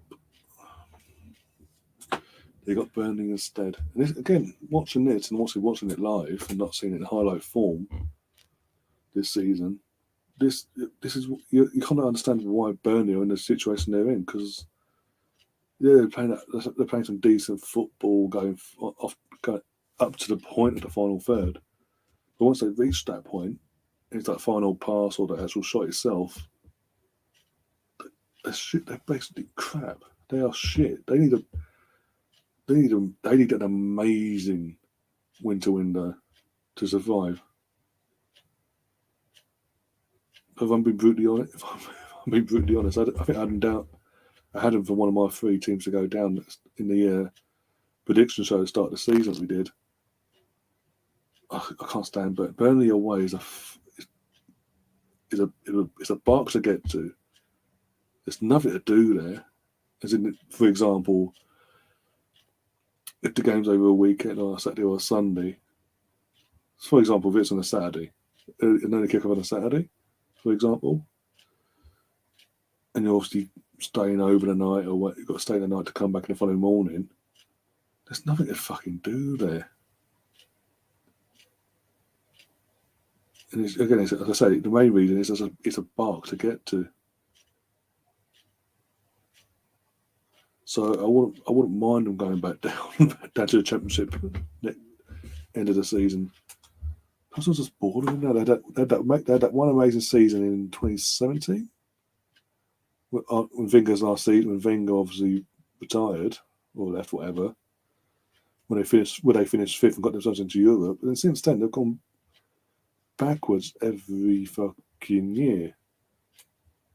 Back into the routine of being one of the teams scrapping out to survive. They never pushed on.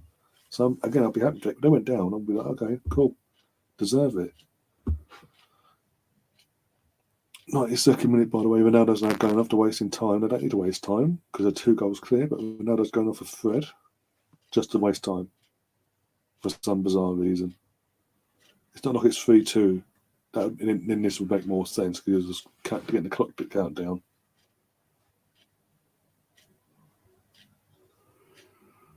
You want to swear? I was about to say that. Oh my God. What was I about to say?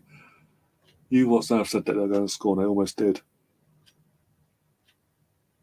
That James or Ben Mee had the shot there. James got the header off there. Is that basically had the header? But you never know. If he put some direction into that, it could have been interesting for the 30 seconds. Steve saying, got to go, guys. Got to do a trip to the airport. Have a great day. And Happy New Year. Cheers. Yeah, in fact, right back at you, mate. And if we don't see you tomorrow in the stream, any of the streams that I do tomorrow, as I said, right back at you. I hope you have a good New Year. And Gary will see you on a Saturday at 12 o'clock going into for the Arsenal Man City game. I will see you later on that evening for the match of the day stream. Hopefully. And there you go. There's the full-time whistle. United win 3-1. That puts them 5 points behind us now. Would have been 6, 7, 8. Would have been 8 points if we played the Wolves. Was able to play Wolves and beat them. But it is what it is. Again, like I've said, I'm not happy with it. Okay, got postponed. I'd rather have the points on the fucking board.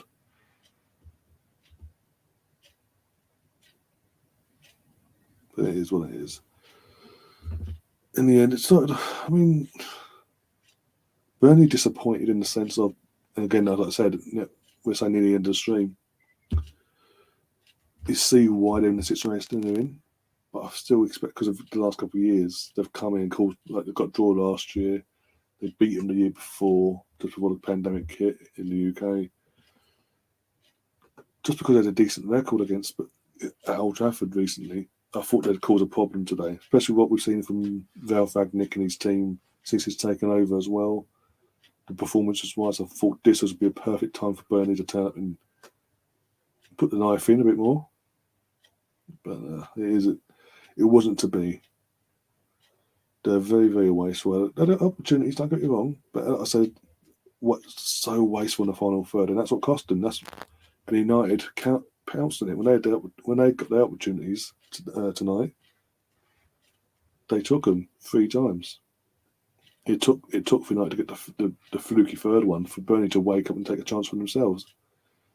But in the second half, again, it was so dull. I mean, we spent the whole second half not really talking about the game, really. We spoke about Chelsea, we spoke about this, spoke about that. We spoke to about the Villa game, about Villa and all that.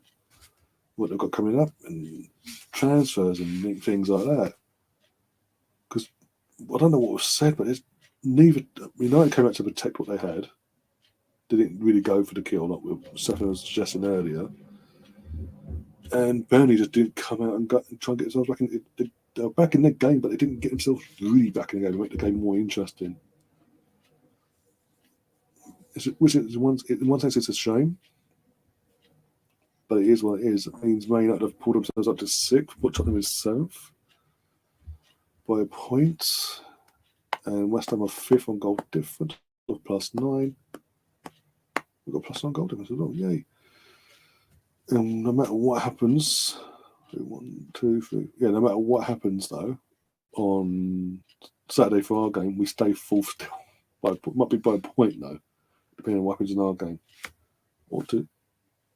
If we can get a point, if we can nick a point. Because it is Man City. With all due respect, it is Man City. They're going to give us more likely to give us a good idea. Depends what City turns up, to be honest. Depends what Arsenal actually turns up for it. Saying that, actually. If we see the Arsenal we've been seeing for the last few weeks, we've got a chance of pulling off an upset.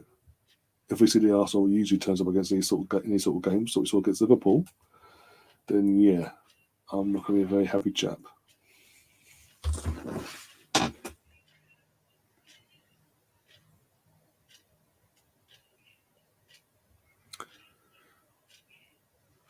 Yeah, exactly, Stefan. Also, mate, I've been saying it to my brother throughout all this situation, since this is all kicked off in the Premier League, all these postponements in it, obviously then affecting us on Tuesday, for our game on Tuesday, sorry. I'd rather play the game now while we're in the form that we're in, get the points and build on the momentum.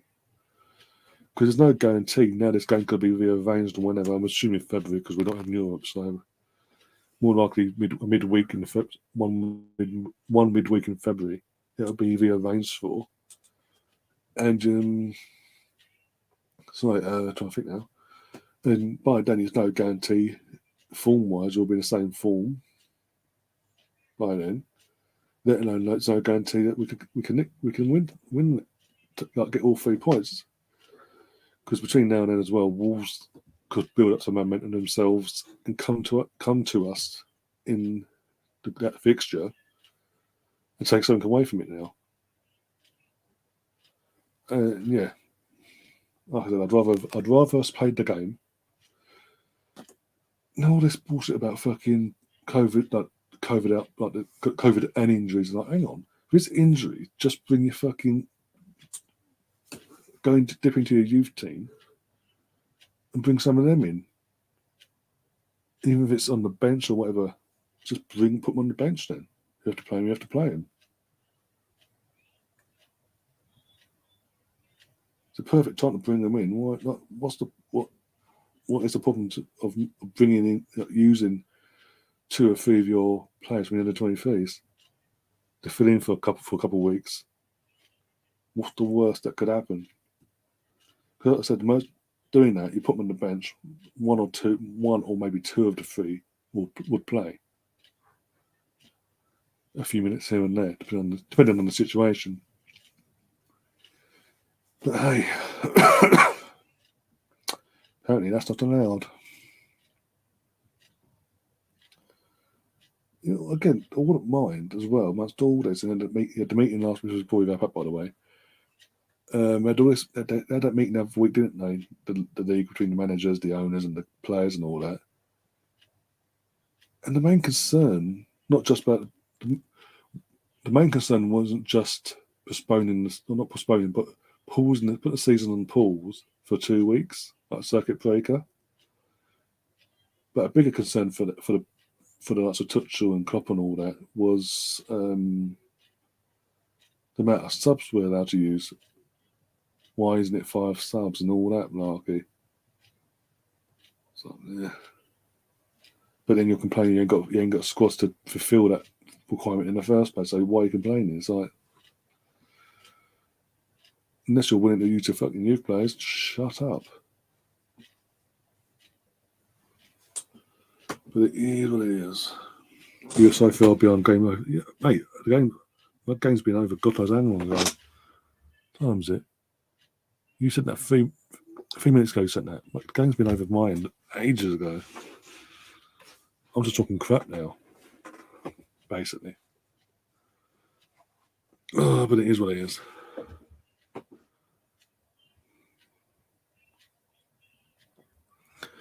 Go to say hello to that sexy Alice before she goes off, talks and take care of everyone. No worries, mate. Take care of yourself. Look after yourself. And if I don't see you tomorrow in the streams, obviously, I hope you have a good New Year's Eve into the New Year. And hopefully you'll see you between the 2 streams. I was Gary first and then myself later in the day. On Saturday. And then on Sunday for the Chelsea game against Liverpool. But yeah, I'm going to bet things up now. I'm disappointed in Burnley, but yeah, it sort of rounds home why I said that they are going to struggle and go down this year. Because they've just got nothing. They need a massive winter window. And because of where they're located, it could be a lot harder for them to get the players they need to get into take them chances, really. Chris Wood's fallen off this year massively. They need something different up front, put it that way. Because Chris Wood clearly ain't cutting it.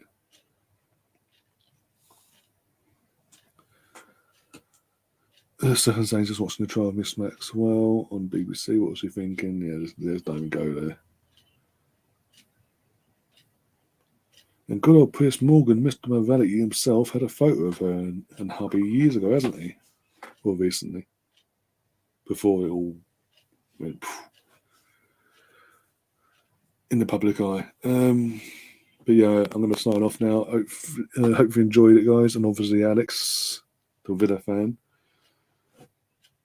Obviously, I'm assuming you did sub. I don't know if you still are, but if you are still here, obviously, thanks for coming along. Enjoyed chatting with you about all things football and getting your perspective from Arsenal and all that crap. Yeah, as I said, I'll be back tomorrow for 2 streams, possibly 2, depending on the guys available for a second. Let me know in the comment box below, by the way, once the stream's ended, what time would be best for you guys for me to do the GTA Part 2 stream, Vice City wise, I mean. What time best suits you guys schedule wise, and yeah, I'll fit around that basically. And yeah, if I don't see you tomorrow, as I said, Happy New Year. See you on the other side basically. Hopefully 2022 has something better for us coming than what we've had for the last 2 years nearly. And yeah, I'll see you on the other side. If you need to, yeah, as I said, if you enjoyed the stream, do smash that like button, do share the stream around and all that jazz as well, and on all social media platforms and all that jazz. And yeah, I'll see you soon. As always, enjoy the rest of your evening. What's left of it anyway. And I'll see you tomorrow, hopefully. And as always, up the Arsenal. Come on, you Gunners.